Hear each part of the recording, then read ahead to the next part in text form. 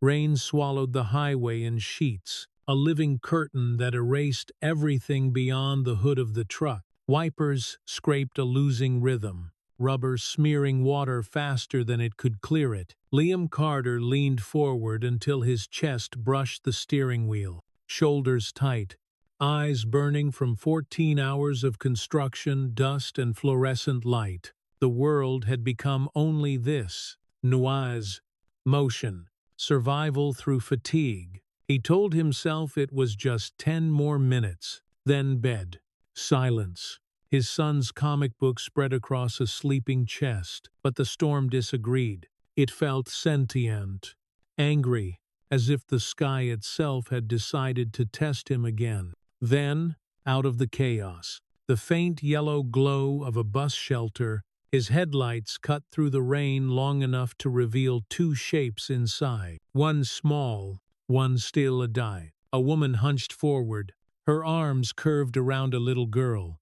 Water pooled around their feet, the child's shoes glistened, too thin for this weather, and bare ankles flashed pale and bluish in the light. Liam's foot went to the brake before his brain filed an argument. Instinct, faster than thought. The tires hissed, the truck fishtailed a breath, then stopped. He sat for half a heartbeat, rain battering the roof, before he opened the door and stepped into it. Cold hit like a slap. Within seconds, his jacket was soaked through, heavy and cold enough to sting. He cupped his hands around his mouth and shouted over the storm, "Ma'am, are you all right?" The woman looked up. The light caught her face, brown skin shining with rain and tears, curls flattened against her cheeks, eyes wide with exhaustion. She tightened her hold on the child. "We're fine," she said, but her voice cracked in the middle, breaking the lie clean in half. Liam took another step closer, boots sinking into the shallow puddle that circled the shelter. "You're going to freeze out here. Let me give you a ride. Anywhere you need." She shook her head, lips trembling. The child whimpered and pressed her face into her mother's neck. "I don't—" The words failed her. She swallowed, tried again. "I don't have anywhere to go." He knew that sentence, knew the way it scraped through your ribs. He had said it once, 4 years ago, when the world closed its doors and called it sympathy. The girl shivered in her arms. A tiny sound, like paper tearing. That finished the argument. Liam shrugged out of his jacket and wrapped it around the child. The cold bit through his shirt immediately, a shock that made him gasp. He felt the heat of the jacket leaving him and the small, grateful warmth of the little body inside it. The exchange hurt, but it felt right. "Come on," he said quietly. "Trucks, warm, let's get you out of this." The woman hesitated, torn between fear and exhaustion. Rain hammered harder, the kind of sound that ends debate. She nodded once, small and mechanical. He opened the passenger door. Light spilled across wet concrete, turning raindrops into gold sparks. "Hop in," he said. She climbed in, careful not to jostle the child. Liam closed the door gently, circled the hood, and slid behind the wheel. The heater wheezed to life. The cab filled with the smell of damp fabric and peppermint from the half-empty pack of gum he'd left on the dash. The woman's breathing was shallow, measured, like someone trying not to cry too loud. "My name's Liam," he said. "What's yours?" "Nora," she whispered. "And this is Sophie." Sophie lifted her head enough to look at him. Round eyes, the same warm tone as her mother's, lashes clumped with rain. "Hi," she said faintly. "Hi there," he answered. "Ziat belt." "Okay." Nora clicked both buckles, her hands trembling. The metal snapped shut. The sound felt like safety. They drove in silence. The road ahead glimmered silver and black, a mirror for the lightning. Nora kept her gaze fixed on the window, as if watching for something that might still appear. Liam stole glance, memorizing the slump of her shoulders, the small rise and fall of the child's breathing. Halfway home, He risked words. "You're a nurse." "Right.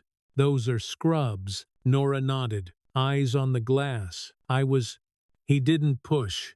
The storm filled the silence again, the world beating its fists against the truck. When they reached the narrow street of his rental, the porch light glowed like a waiting lantern. He parked, cut the engine. The sudden quiet roared in his ears. "Stay here a second," he said. He jogged around, opened her door, and held out a hand. She ignored it but followed him out. Sophie stirred in her arms, a soft murmur escaping her lips.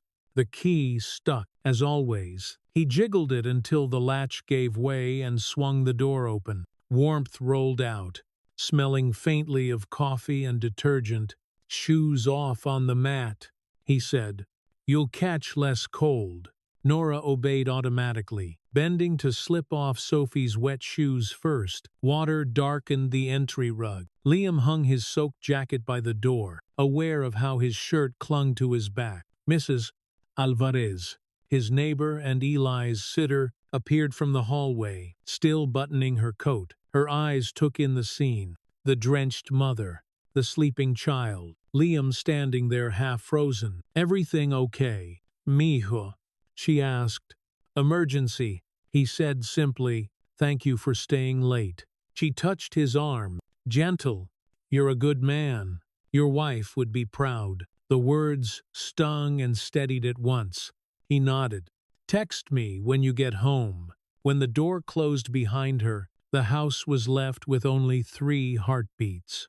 "I'll get towels," Liam said, already moving. He returned with an armful, clean, still warm from the dryer, and a red flannel shirt. Bathrooms down the hall on the left. Nora stood frozen, unsure whether to move.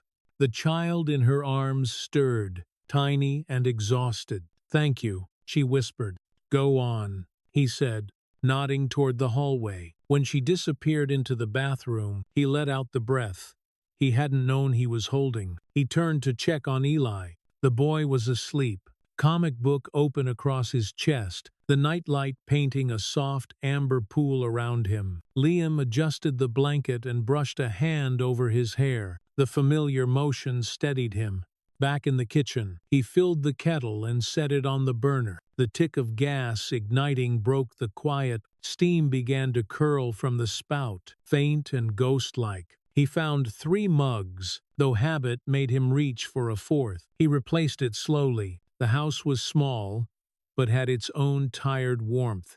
Beigewolds, hand-me-down furniture, a refrigerator dotted with Eli's drawings. He caught sight of one, a stick-figure family, 3 people holding hands beneath a crooked sun. He turned it slightly on the magnet, more out of reflex than thought. Nora reappeared, wearing the flannel that dwarfed her frame. Her hair was wrapped in a towel, face clean but raw from crying. Sophie followed, swallowed in one of Eli's old shirts, with a superhero logo faded almost to ghost colors. "Sit," Liam said, motioning to the table. She obeyed, placing Sophie on her lap. The child's eyes fluttered but didn't open. He poured hot water, the scent of peppermint filling the air. "You don't have to tell me anything," he said, "but if you need to talk, I'll listen." For a long time she said nothing. Steam rose between them, thin as breath. Finally she spoke, voice low, like someone confessing to the air. "I've been a nurse 6 years," she said. "Single mom since Sophie was born. Her father left before she took her first steps." She stared into the mug. "The hospital got bought out. They fired 15 of us. Cheaper staff," they said. "I looked for work. No one called back. My savings went to rent and medicine. Today we were evicted." The words came brittle, each one breaking before it landed. Liam listened, arms folded loosely across his chest, jaw tight. "Where's your family?" he asked quietly. "Gone," she said. "Parents died years ago. No siblings, friends stopped answering when I couldn't pay them back. Tonight I just sat there, couldn't think where to go." Her voice cracked. She bit her lip. but tears still slid down. Liam stood, found a box of tissues, slid it across the table. She took one, half laughed, half sobbed. "Why are you doing this?" she asked suddenly. "You don't even know me." He met her gaze. "Steady. I know enough." Her brow furrowed. "You don't know if I'm lying." "Hors dangereux. I know you're a mother who'd rather sit in the rain than risk your kid's safety," he said. "That's all I need to know." For the first time, her shoulders loosened. She looked away, blinking hard. "You'll stay here," he said then, voice quiet but final. "What?" "You'll stay here. Tonight, the office has a futon. It's not luxury, but it's dry. I can't impose a." "You're not," he said, firmer now. "One night, then we figure out tomorrow." She stared at him, weighing the offer, the authority in his tone. Finally she nodded. "Okay, tonight." He showed her the office. The futon unfolded with a metallic sigh. He laid out the sheets and blanket while she stood in the doorway holding the sleeping child. The routine movements, spread, smooth, tuck, felt strangely like muscle memory from another life. "There's a lock," he said, pointing at the knob. "Use it if you need to." She nodded again. "Thank you," she whispered. He stepped back. "Good night, Nora." "Good night, Liam." He walked down the hall, turned off the kitchen light, and left one lamp by the sink, glowing soft and gold. The storm had quieted, but the roof still ticked with rain. In his room he sat on the bed, unlaced his boots slowly, each motion deliberate, grounding. When he lay back, the house felt different, filled but calm. From down the hall came the faint creak of the futon settling, the hush of a child's sigh. He closed his eyes, listening. Under the office door, a thin strip of light glowed against the floorboards, a promise in miniature, fragile but real. And for the first time in years, Liam Carter let sleep find him before grief could. Steam softened the small kitchen window until the rain beyond looked like a rumor, a story other people were still stuck inside. The room held its breath around 3 warm mugs and a sleeping child. Liam sat across from Nora and let the chair creak the way it always did under his weight, a familiar sound that made the rest of the night feel slightly less impossible. The house had learned their names quickly. It had taken the storm at the door and turned it into towels on a rack and peppermint rising in the air like a clean thought. Sophie slept in the cradle of Nora's lap, the oversized superhero shirt pooled at her knees. Every few breaths, the little girl's lips trembled with a leftover shiver, the body remembering what the heat wanted it to forget. Nora kept one palm at her daughter's back, and the other wrapped around the mug, as though she were measuring safety by degrees. On the stove, the green clock pulsed its quiet certainty. When it turned 12:14, the numbers meant more than time. They meant this moment had a place to live in their story. "You do not have to tell me anything if you do not want to," Liam said. "If you do, I will listen." Nora nodded but let the steam talk first. Her eyes were rimmed red in the kitchen light. She took in the room the way people do when they are still deciding if a space is trap or sanctuary. Sink, stove, 3 chairs, the dented kettle, the magnets on the refrigerator door holding up a life, a crayon sun, a crooked calendar with school picture days circled, a grocery list that said milk, bread, laundry, soap, and under it, a note in his own blocky hand that read, "Call Mrs. Alvarez." The house did not apologize for being modest. It offered what it had. "I worked nights most weeks," Nora said at last. 6 years at Silver Creek. They called it restructuring. It felt like being erased with a pleasant word. 15 of us gone. Cheaper hires. She let out a breath that was not a laugh. Cheaper until something goes wrong. Liam watched the way her mouth tightened around each fact, how she kept her voice, even as if the right tone might stop the past from spilling across the floor. The kettle ticked as it cooled. Wind pressed at the window, and then thought better of it.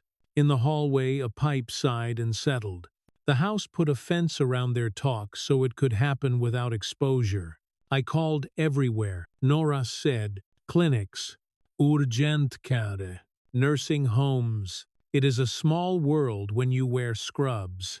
Word travels faster than buses. My savings went into rent. And her inhalers, she brushed 2 fingers over Sophie's shoulder. We were a month behind. Today the landlord changed the lock while I was carrying a box down. A man took my grandmother's quilt from the pile and smiled. He smiled like he had found a bargain. Heat climbed under Liam's skin. He set his hands flat on the table so they would stay open. There was a familiar itch in his chest to go do something about a smiling man, to give shape to anger with motion.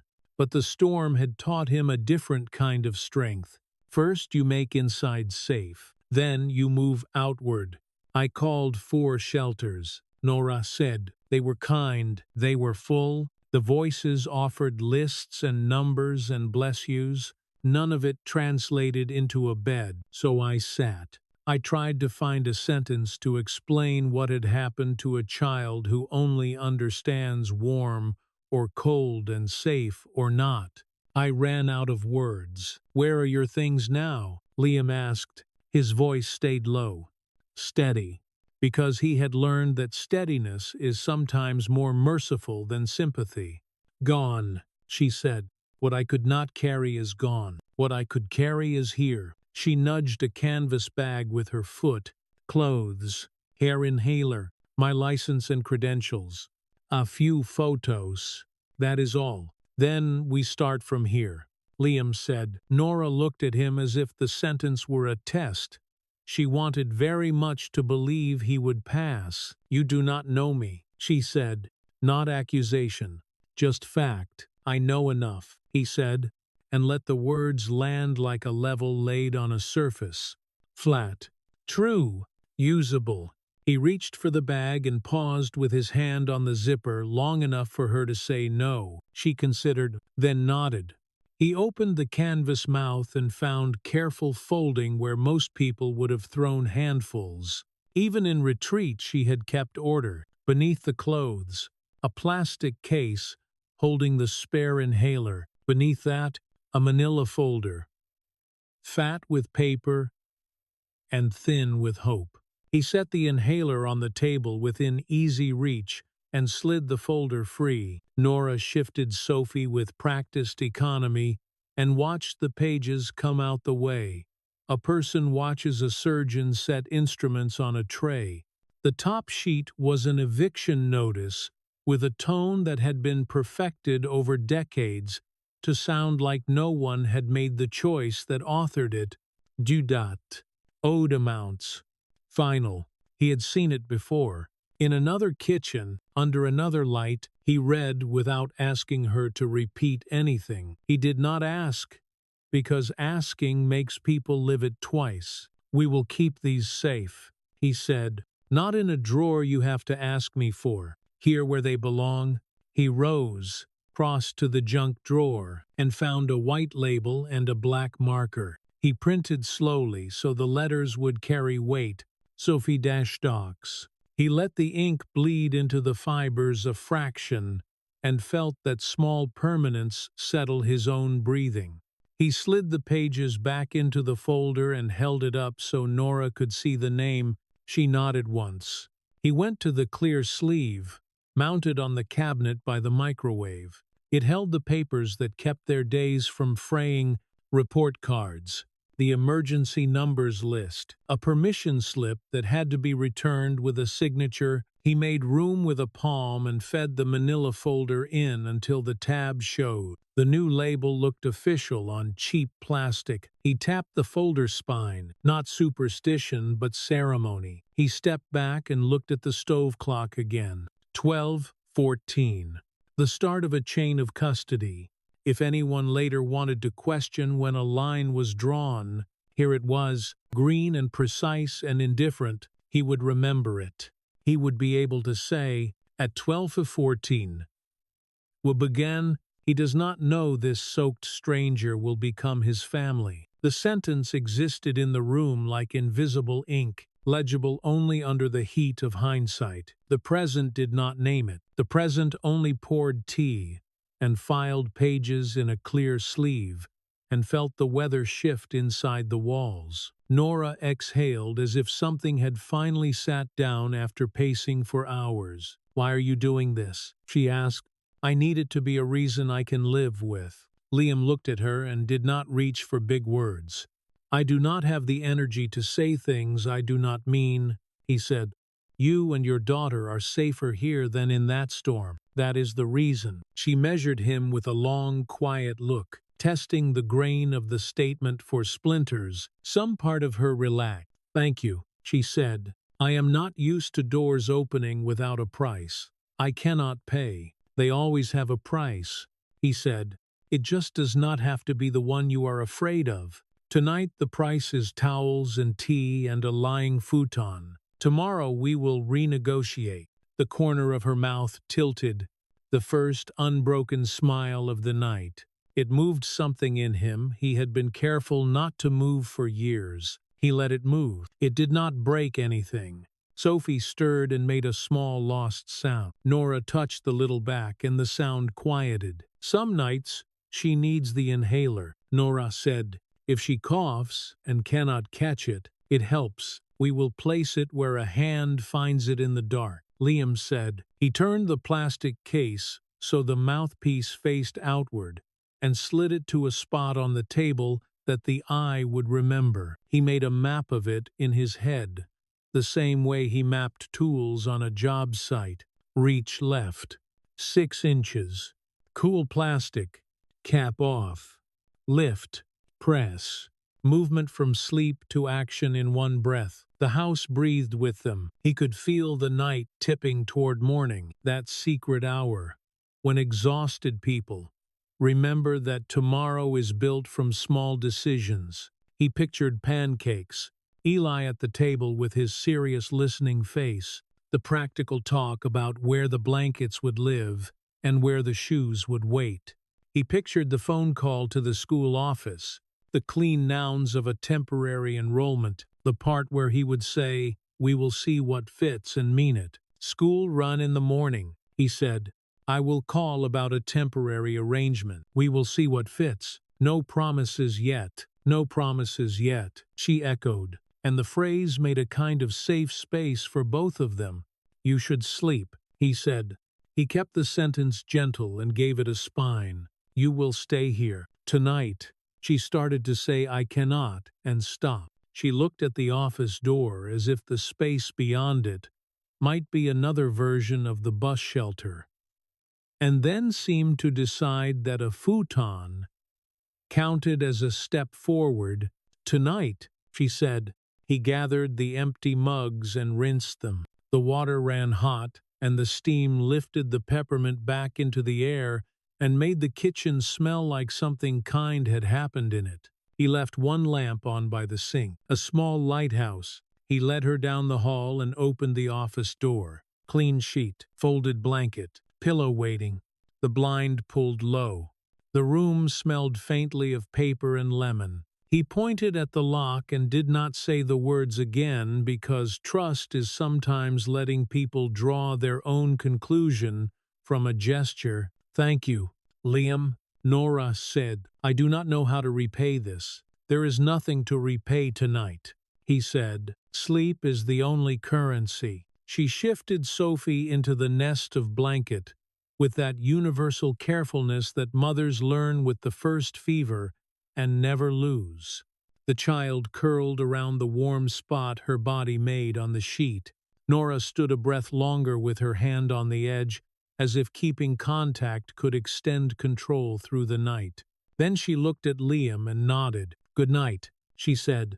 "Good night," he said, and stepped back so the door could close without him in its frame. The latch caught with a soft click. A thin line of gold drew itself along the floorboards under the door and stayed. It did not promise anything beyond this hour, and it did not need to. It marked the hour with light, the way the stove clock had marked it with numbers. Here was the point where chaos had met a small, insistently ordinary order.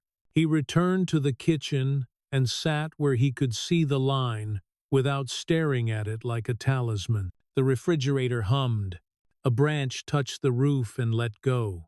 In his son's room, a soft murmur rose and folded back into sleep.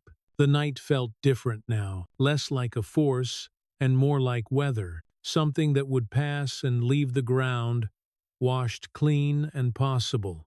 He looked at the clear sleeve by the microwave, and at the label he had written, Sophie-Docs. He thought of deposits and debits, of how some acts seem small and then change the balance you live within. He knew the folder was not protection in itself. That paper did not solve hunger or loneliness or the way men smile when they pocket other people's quilts.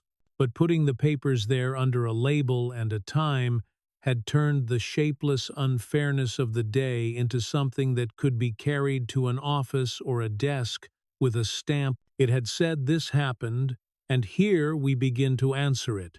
He poured himself the last of the hot water and watched steam pencil into the air and disappear. He let the seconds pass without filling them with anything heavier. The line under the office door held. Morning gathered itself just out of sight like a crew waiting for first light. He let his eyes close for a moment and opened them again to the same lamp glow, the same thin gold on the floor. The world had not shifted back while he blinked. In a few hours there would be pancakes and negotiations and the practical art of making 4 people fit inside a day designed for fewer. There would be a phone held between ear and shoulder, and the words "we will see what fits" carried across a line to a sympathetic voice. There would be a little girl at a kitchen table tasting safety and syrup, and a boy watching her with the solemn authority of someone who remembers when he was the one other people made room for. There would be the soft courage of ordinary plans, for now there was only this, which was enough, a house that had decided to be a home again, a mother and child asleep behind a door that locked from the inside, a man sitting at a table with a folder, labeled and a time noted and a promise made in small, precise acts. The storm still tapped at the window, but the sound no longer dictated the story. Inside, order had raised its hand and been counted. Morning came like a hand on the shoulder instead of a shove. The storm had gentled into a steady hush along the gutters, a sound that suggested the sky was tired now and ready to let the day try again. Liam stood in the kitchen with the lamp by the sink still glowing soft, a circle of gold that made the laminate look almost warm. He breathed in the quiet and let it settle. The house felt different, not bigger, just braver. He moved in the way people do when they are trying to honor sleep down the hall. The pan met the burner with a bright little chime.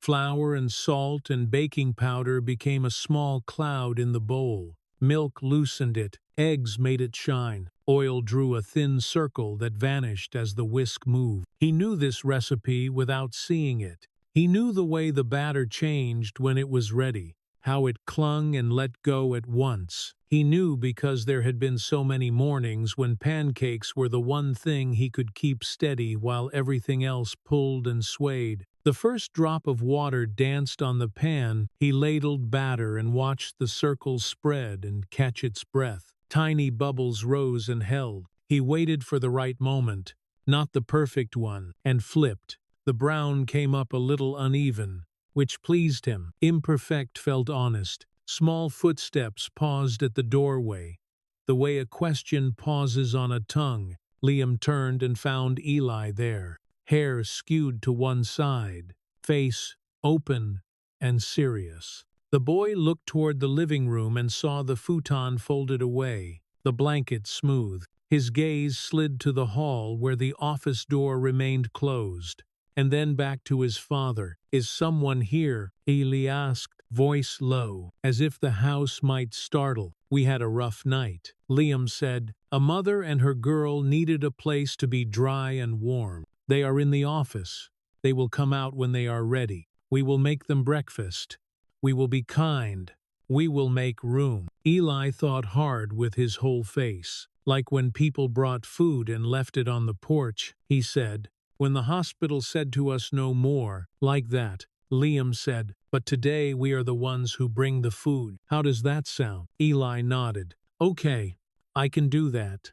"You always could," Liam said, and pressed the spatula into his hands. "You are on pancake patrol. Watch for bubbles. The first flip is yours." Eli stepped to the stove like a foreman with a plan. He leaned in, eyes level with the rim of the pan, and lifted the edge with a care that was almost reverence. "Now," he said, and turned the cake with a clean motion. It landed without tearing. He grinned, small and private, the kind of grin that says a person has just been given a job and intends to be worthy of it.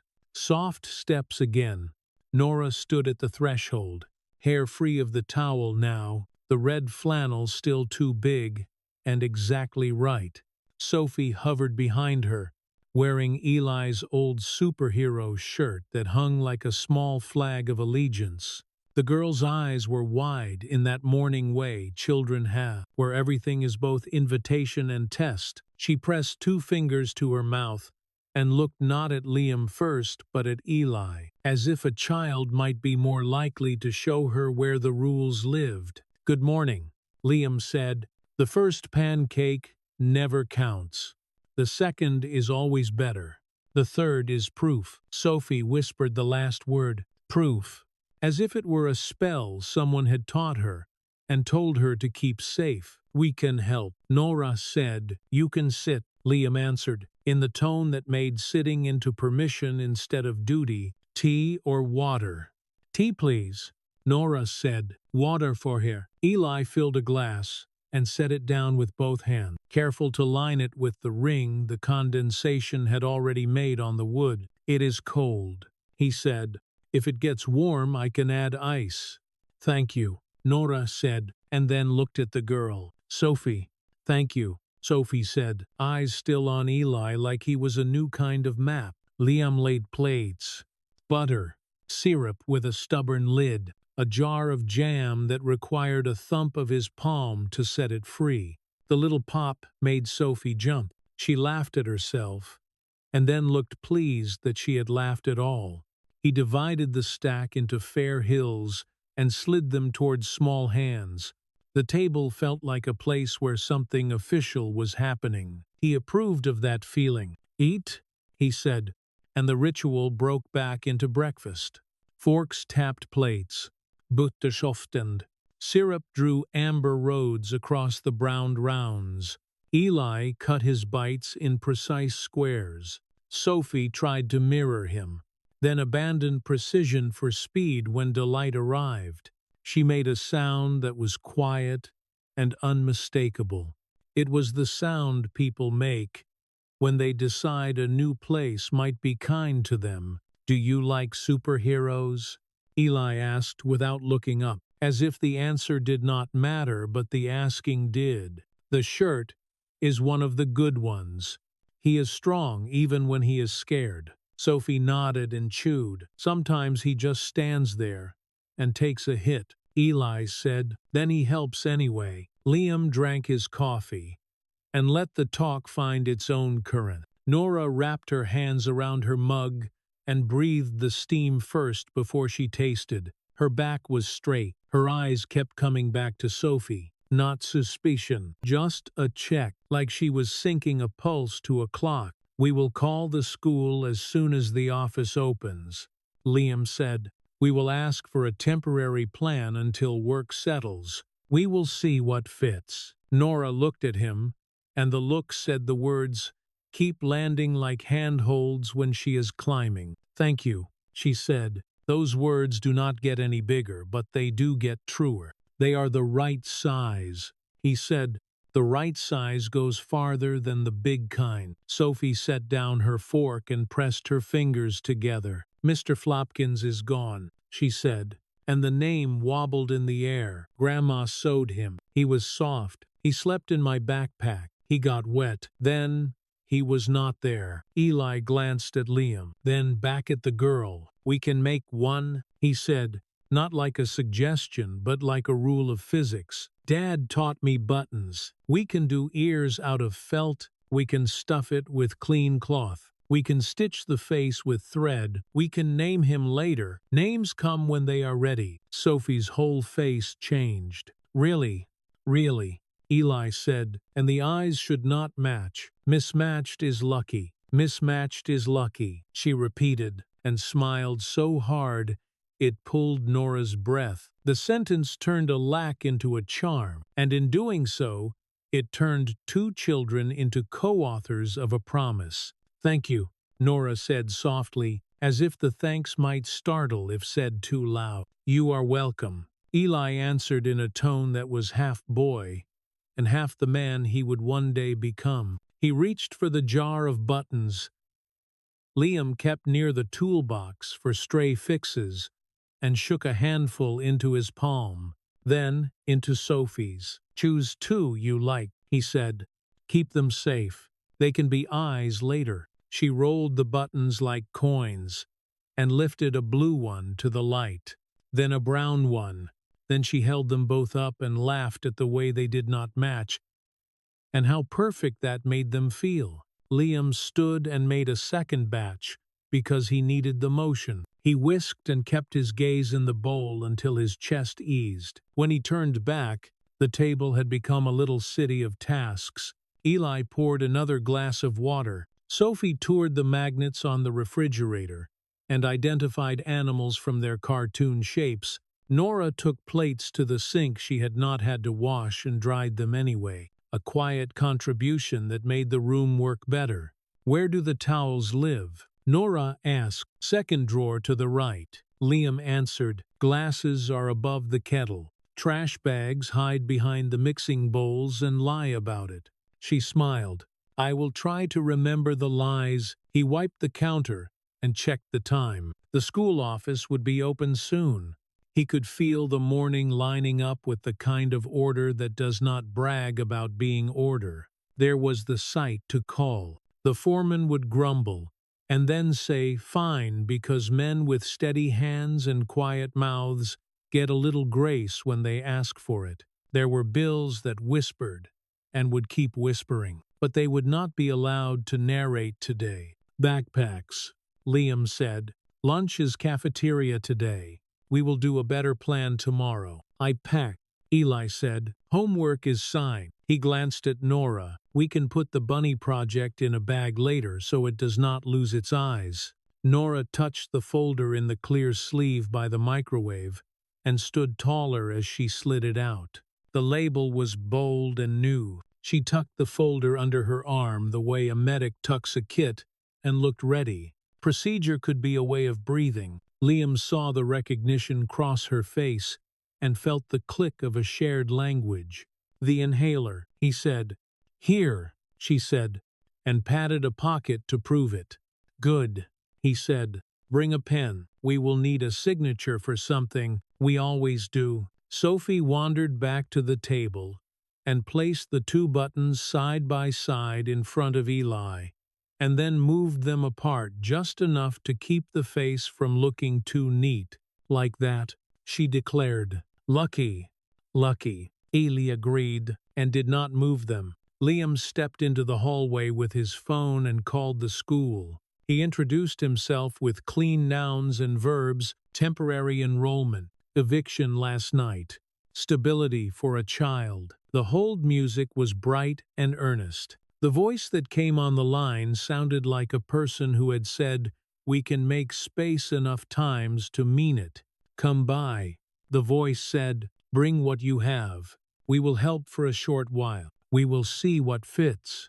Thank you, he said, and meant it without adding anything else. When he returned, Nora was putting on Sophie's borrowed jacket, fingers deft with the stubborn zipper. Eli held the jar of buttons like a courier and transferred the chosen two to the small pocket where treasures live. Liam caught Nora's eye. The question in it had changed shape. It was not "can we?" It was "will this hold?" He answered with a sentence that made posture out of words. "They will see us," he said. "Bring the folder. We will go together. We will ask." Nora nodded, and the nod included herself in the asking, not as a favor seeker, but as a person presenting facts. In a world that still sometimes accepts facts, her mouth softened, her chin lifted. "Thank you," she said again, and this time the thank you felt like a handshake with the morning. "Shoes," Liam said. "Coats. The rain is gentle, but it is still rain." Eli knelt to show Sophie how the boot tongue sits flat, so socks do not bunch and toes do not ache by afternoon. His patience had weight. "There you go," he said, and the phrase landed like a small ceremony. They stepped onto the porch, and the day met them without sharp teeth. The air had that tin and earth smell after a hard night of weather. The clouds were lighter at the edges, as if light were figuring out where to come through. Liam locked the door and tested it once, then let himself laugh for checking what he already knew was firm. Nora saw and smiled, because she recognized the habit. People who have lost things check and check again until the body agrees the lock will hold. The truck waited with the umbrella on the floor and a stray screw on the dash that had not yet found its box. Liam opened the passenger door and stepped back so Nora could lift Sophie in first. The buckles clicked in that sound that feels like a choice made. Nora buckled herself, folder under her arm like a shield trimmed down to laminate and paper. Liam shut their door and rounded the hood, catching his own reflection in the wet metal and seeing a man who looked as if the weather had moved through him and left a better shape. They drove. The neighborhood stirred in quiet ways. A dog made a single announcement. A bus exhaled at a corner and took on 3 mornings. Nora kept her gaze on the road and did not talk, but her hand rested on the folder in a way that said the world could ask, and she would answer. At a light, Liam looked in the mirror. Eli sat next to Sophie, hands on his knees like a pilot who has learned not to touch too many controls. Then he shifted his palm until it covered Sophie's smaller hand. She looked at it, then at him, and left it there. It was not a vow, and it was not decoration. It was the quiet kind of promise children make when they are given the chance. It spread through the cab the way warm air spreads, slow and certain. Liam faced forward and let the small scene anchor him against the part of his mind that likes to race. The school lay ahead. A voice had said, "Come." Paper waited under a label back home, and another set of papers waited to be stamped and filed and held in a new sleeve. Pancakes had proven themselves. A rabbit with mismatched eyes had been promised, and therefore would exist.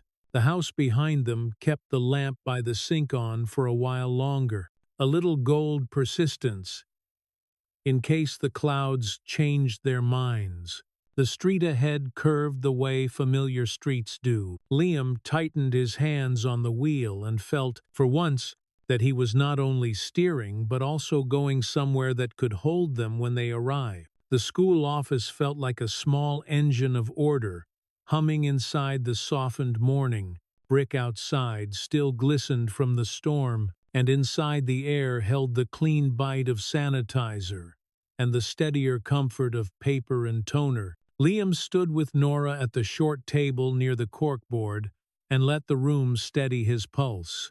The bowl of broken crayons, the silk daisy with one petal missing, the copier exhaling warm breath in the corner. All of it formed a gentle square around their purpose. Mara, the office manager, worked with a calm that did not perform itself. She asked for the pieces one by one, not to test, but to assemble. Nora slid her license forward. Then Sophie's immunization card, with its tiny dates, Then the birth certificate folded along tired seams. Then the clinic note, where an earlier hand had circled the inhaler lines in blue. The eviction form sat in the stack like a weight. It did not need to be lifted for anyone in this room to feel it. "We can work with this," Mara said, and the sentence was not kindness alone. It was a statement of process. Temporary placement. A few weeks to begin. "We will pair her near your son for the first days." She wrote as she spoke, neat and quick, then reached into a drawer and set a single page on the table. An affidavit for school-hour guardianship. The language was plain, the kind that carries smoothly through desks and doors. She set a sticky tab on the line where signatures live, and slid the pen toward Liam.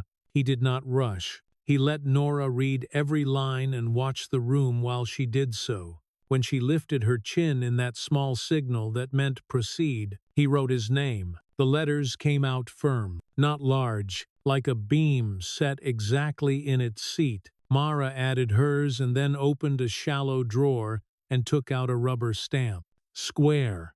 Ink pad ready. She inked with care, centered the red face over the box, and brought it down. The sound was a small miracle, a soft thud contained within itself, exact and final.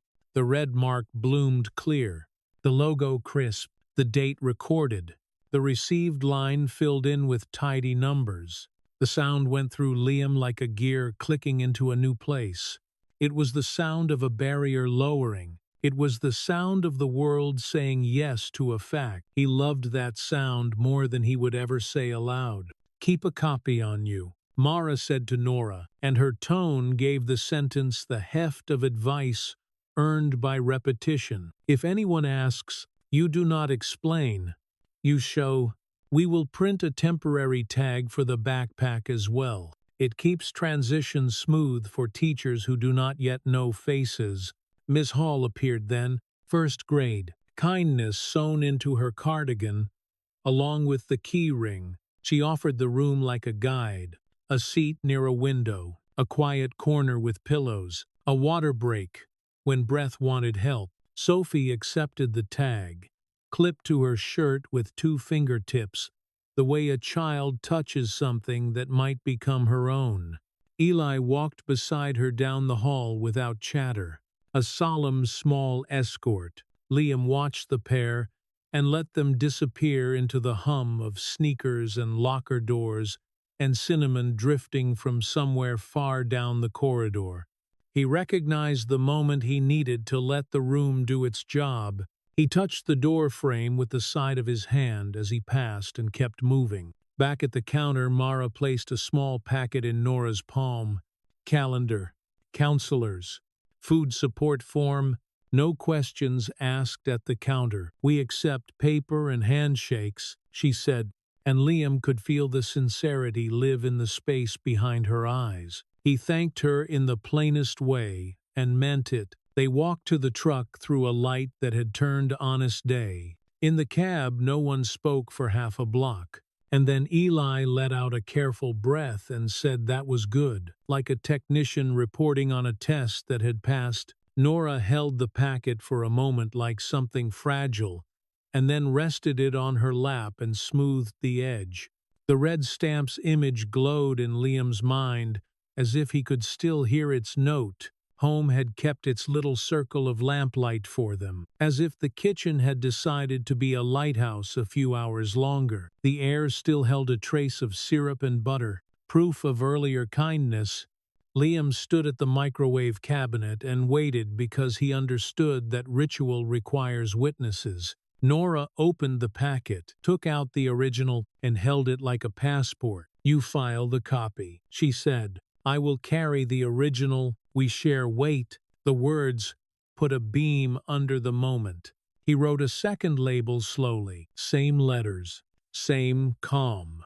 Sophie-Docs-School, and slid the copy into the clear sleeve beside the first folder. He tapped the plastic edge once, not for luck but to set memory. The stove clock read something he would translate into words later. The hour tucked itself into their chain of custody. It felt right in his bones. The children made their own order. In the margins of the room, Eli set the two chosen buttons on the table like small moons. Sophie rolled them with her fingertip and kept them slightly apart. Mismatched is lucky, she said with conviction, and the sentence settled into the kitchen like a new rule of the house. Nora watched, one hand on the back of a chair, and Liam saw in her face the relief of seeing chairs and children existing in a single frame again. "We should send a picture to the office," he said, practical thought, rising to meet the moment. "They like documentation." "I can do documentation," Nora answered, and the smile in her voice eased something behind his ribs. "Everyone in," she said, and lifted her phone. They crowded carefully. He could smell soap and sugar and damp cotton. The screen caught four faces that were not quite sure how to arrange themselves yet, but had decided to try. The shutter blinked. The image stamped itself with date and time in the small corner text that phones use. He sent it to the office with a short line of thanks. It was not just a photograph, it was an affidavit of feeling, proof that Sophie's smile was not theoretical. A record, however small, that stability had already started to grow. The house leaned into tasks then, the way homes do when relief releases hands. Liam went out back to the fence catch that had rattled in the wind and tightened the screws until the latch made a clean click, the sound of something choosing to hold. Nora swept under the table and into a neat pan, a quiet practice of reclaiming surface. Eli dug out a remnant of felt from a box of Halloween leftovers and traced rabbit ears with a blunt pencil, tongue set to one side in concentration. Sophie cupped the lucky eyes in her palms and told them their waiting names under her breath. Not yet words, more like tones, from which words would later be shaped. When he came back in, Nora lifted the original form with a fingertip and touched the sleeve where the copy sat. "Thank you," she said again, and the words had changed color. They were no longer a reflex of survival. They were the sound gratitude makes when it is anchored to evidence. He poured water, set the kettle on, and let the quiet industry of the room steady him. He could feel the cost of composure in the fine muscles of his jaw, the way the morning had required him to balance tenderness with procedure, to keep his voice, even while the part of him that remembered hospitals and final papers pulled against him from below. The stamp had helped, the label had helped, the children had helped most of all. Still, the body tallies what the mind manages. He leaned his palms against the counter and let himself be tired for a breath. Mrs. Alvarez knocked once and slid the door open 2 inches. Permission by neighborly treaty. "All well?" she asked, eyes smiling first. "All well for now," he said, and she set a small bag of oranges on the counter, because fruit and visits were interchangeable languages where she came from. "For now is how you get to later," she said, and vanished like a blessing that did not need applause. The kettle began to think about singing. Liam looked at the clear sleeve and the neat red mark on the copy, at the label's black letters, at the line of Nora's shoulders, as she watched her daughter lay one button on the table ring and then the other slightly off. He felt the quiet satisfaction that procedure can give a person who has lived inside storms. Paper had pushed back. Time had been captured by ink. A door had opened because a form had been stamped, and because 2 adults had carried the weight between them without arguing who should lift more. He rinsed 2 mugs and set them to warm. The house breathed with him. The back latch held. The table held. The children rehearsed a future in small pieces of felt and mismatched eyes. He caught the first drift of tea through steam and closed his eyes for a heartbeat, not to flee but to register. This is what beginning again sounds like, he told himself without words. A stamp, a click, a photo pinned by a magnet, a small hand finding another in a hallway. Outside, The sky broke in places to show the thinner blue behind the gray. Inside, the lamp by the sink did not need to be on anymore, but he left it for a while. He was not ready to let the beacon go. He thought of later, of work sites and concrete pours and the ordinary hunger of bills, and then he thought past them. The fence catch would hold on a windy night. The school would call after lunch with a report that included the words, "She smiled at recess." The rabbit would get its face. Somewhere between tea and dusk, he and Nora would sit on the porch with cups, and the line between crisis and calm would blur enough for the next risk to appear. He could already feel it edging in. The other kind of danger, not the kind with forms and stamps, the kind with hands that almost touch on a shared armrest, and a quiet between two adults that begins to ask for a name. He knew the cost of letting feeling outrun structure. He also knew the cost of holding feeling at arm's length until it starved. He would have to walk that narrow strip between, at least for now. Composure has a price. He could feel the tab currently running. The kettle found its voice. He lifted it from the heat before it screamed and poured, the threads of steam pulling upward like fine silk. Nora looked up at the sound, and their eyes met and held a second longer than practical. She looked away first, toward the table where Sophie had pressed the blue button and the brown button into the slight circles left by water glasses, and said, "Mismatched is lucky," with a gravity that made the two words into a blessing. Later, when the light leaned toward evening and quiet would ask for a chair, he knew he would sit on the porch and taste the day again, and the two of them would nearly touch hands on the shared rail, and then pretend to adjust their cups instead.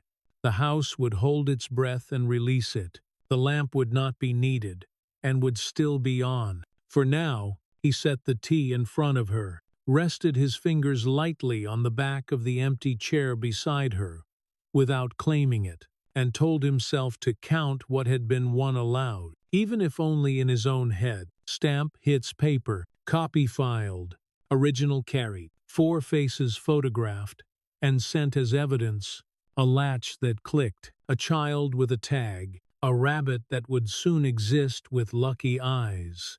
The kitchen answered with its small, faithful noises. The refrigerator hummed, the cooling pan ticked, water moved in the pipes like a quiet artery. Outside, the street offered the mild gossip of tires on damp asphalt. Inside, order and hope sat politely side by side at the table, and in the air between them something unnamed began to gather, not loud, not fast, but certain enough to make the next chapter in Hales feel different as it approached. Evening settled like a careful hand across the neighborhood, smoothing edges without erasing them. The rain had gone to ground.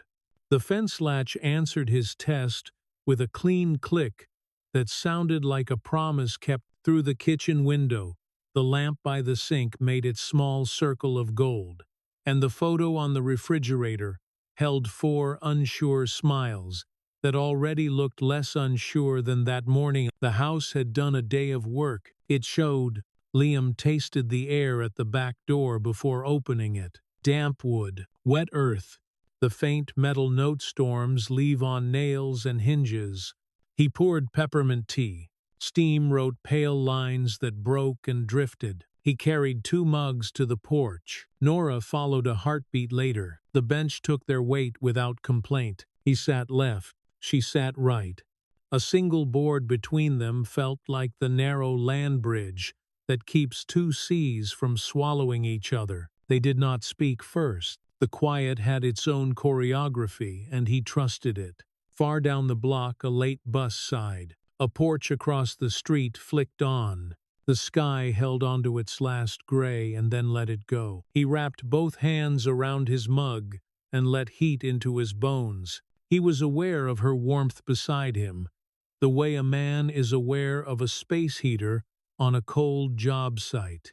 Not touching, changing the air anyway. "Thank you for today," she said at last, voice low enough that the words did not have to travel far. For the stamp, for the way you spoke to the office, for the copy, and the original. It was all of us. He said, but yes, that sound helps. She looked at him. You keep saying sound. She said. He nodded. The stamp has a sound. The latch has a sound. The photo has a click. They are small proofs. They add up. She breathed out like a person learning a new language and making a sentence from 2 words. Proofs add, she said. They sat with that. The benchwood warmed under their thighs. The tea softened into drinkable. He watched steam lift from her mug, drift toward his skin, and vanish. The almost of it felt like a warning and a kindness in the same breath. I keep wanting to say yes to too much, she said. Gratitude has a way of running hot. It makes me reckless. He heard the truth and heard the edge. I know what hot yes can do, he said. It burns the roof and leaves the room cold. She laughed once. Quiet. The laugh did not run. It landed and stayed where it belonged. She glanced toward the yard. The fence held, the lock would hold in wind. The house had its small guardrails. People needed their own. We should talk about boundaries, she said. For the kids first, for us second. I am saying it because I am afraid if I do not say it, the air will decide for us. He felt the line inside him stir like a plucked wire. I agree, he said.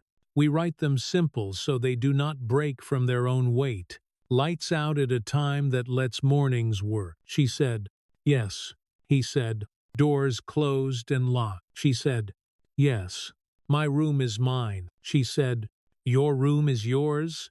The office is safe. If I am not home on time, I call. If you are late, you call. Clear sentences. Yes, he said. He looked at his hands in the light and then back at her. We will go slow on purpose. We will let the house catch up. She lifted her chin as if the sentence had relieved her spine. You keep shifting the work to rooms and clocks, she said. It makes this feel less like a fight with gravity. It is not a fight with gravity, he said. It is engineering, loads and spans. If we build it right, the structure holds more than the calculations said it could. She was quiet a moment. I have never had a house to let catch up, she said. That is what scares me. I am afraid of needing this and then losing it. His chest tightened in the old way. He sat with it. He did not hide. I am afraid of that too, he said. I am afraid of wanting more than safety, and then learning I am not allowed to keep it. I am afraid of building something I cannot protect. Last time I wanted more, I buried the woman I loved, and then had to teach a child how to keep breathing. Wanting did not kill her, but I remember the way the floor dropped. Silence held them without pushing, saying it did not scorch the porch. The words cooled on the boards like water that had done its work. The not touching was its own kind of heat.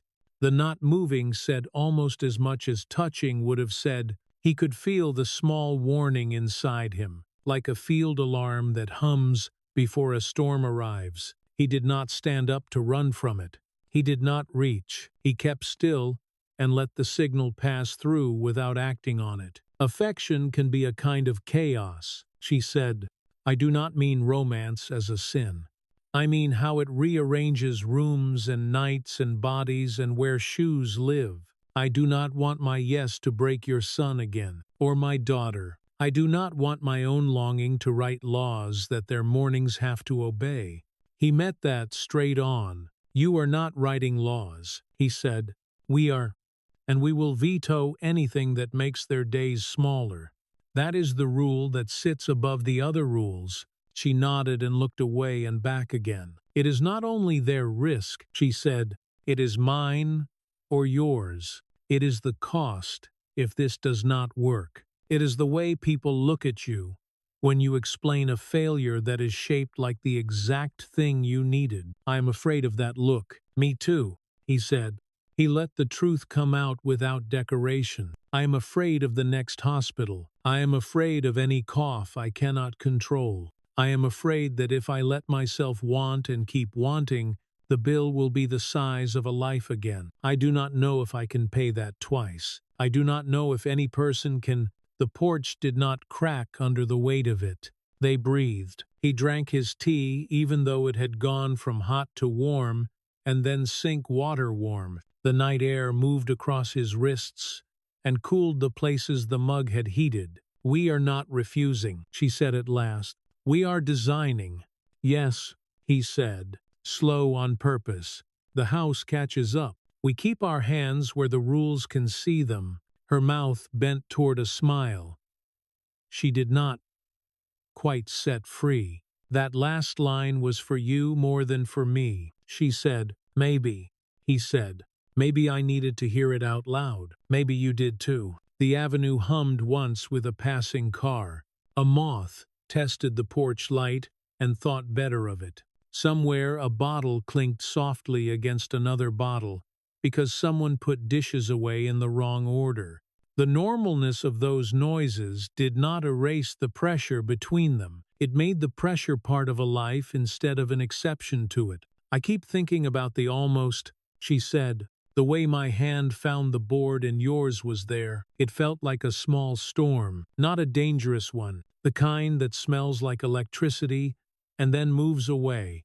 It left residue. I can feel it on my skin." He kept his gaze on the fence latch because he did not trust his face. "It felt like that to me too," he said. "If we had touched, the next 5 minutes would have been loud in the wrong way. Not with sound, with thinking, with bodies forgetting why we needed rules." She set her mug down and rubbed her palms together. The motion made a quiet rasp like sandpaper easing an edge. The benchboard between them had a clean line from years of hands choosing that boundary. He could see the faint polish of skin oils in the grain. People before them had learned the same math. People after them would. "You are strong," she said, "but it is not macho strong. It is the kind that keeps its voice low when it is tired. I am trying to learn it."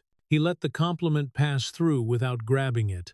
It belonged to the day more than to him. "I am not strong," he said. "I am practiced. I break and then I sweep. That is all." A small sound reached them from inside the house. Not loud. A cough in the hall the size of a coin dropped on a plate. He felt his body snap like a tourniquet tightened by a startled hand. The old panic stood up fast from its chair and looked around for a target. His jaw locked before he told it not to. His breath went shallow before he told it to deepen. The tea curdled in his mouth. Nora heard the same sound and did not move for the door. She looked at him. Her eyes were clear and steady. She saw what had gripped him and reached no farther than her voice. "You hear a hospital when the house clears its throat," she said. "I understand." He kept his eyes on the door and out past it to a corridor in another building where lights hummed and the clock had lied to him about how much time they had left. He could taste the antiseptic. He could feel the way linens sound when they are pulled tight and then never warm again. He swallowed. "It is nothing," she said softly. "It is a pipe settling. It is a child turning. It is not a siren. Breathe." He set the mug down on the rail and felt the small tremor in his fingers. He put his forearms on his thighs and bowed his head. In through the nose. Hold. Out through the mouth. He looked at his shoes, because looking at anything higher would cost him. The porch plank between them did its work. The not touching did its work too. She did not reach. The space did not widen. It held. He nodded once without lifting his head. The old panic eased a quarter inch. The air returned to his ribs in small, careful deliveries. The house made another sound. Ordinary. The baseboard ticking as it cooled. The correction settled. "Thank you," he said.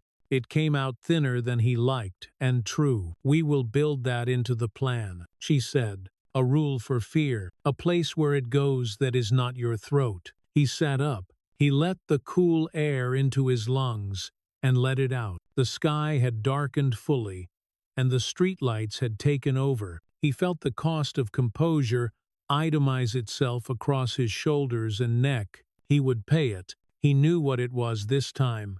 Knowing help, we should go in, she said. We should, he said. For the kids. They stood. The bench cooled behind them. He opened the door. The kitchen light received them back.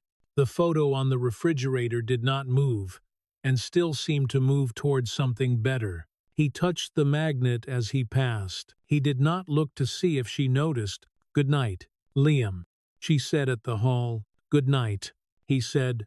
They went to their doors like two people who had agreed on a map and trusted the paper while the road waited. Herr Knob turned. The office door closed with its soft, precise click. The line of gold under it drew itself across the floorboards and held. From inside the house a cough rose again. Small, ordinary, just air.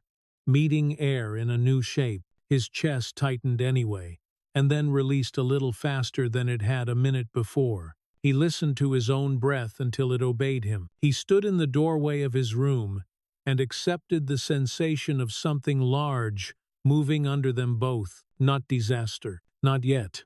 A shift, a fault line waking.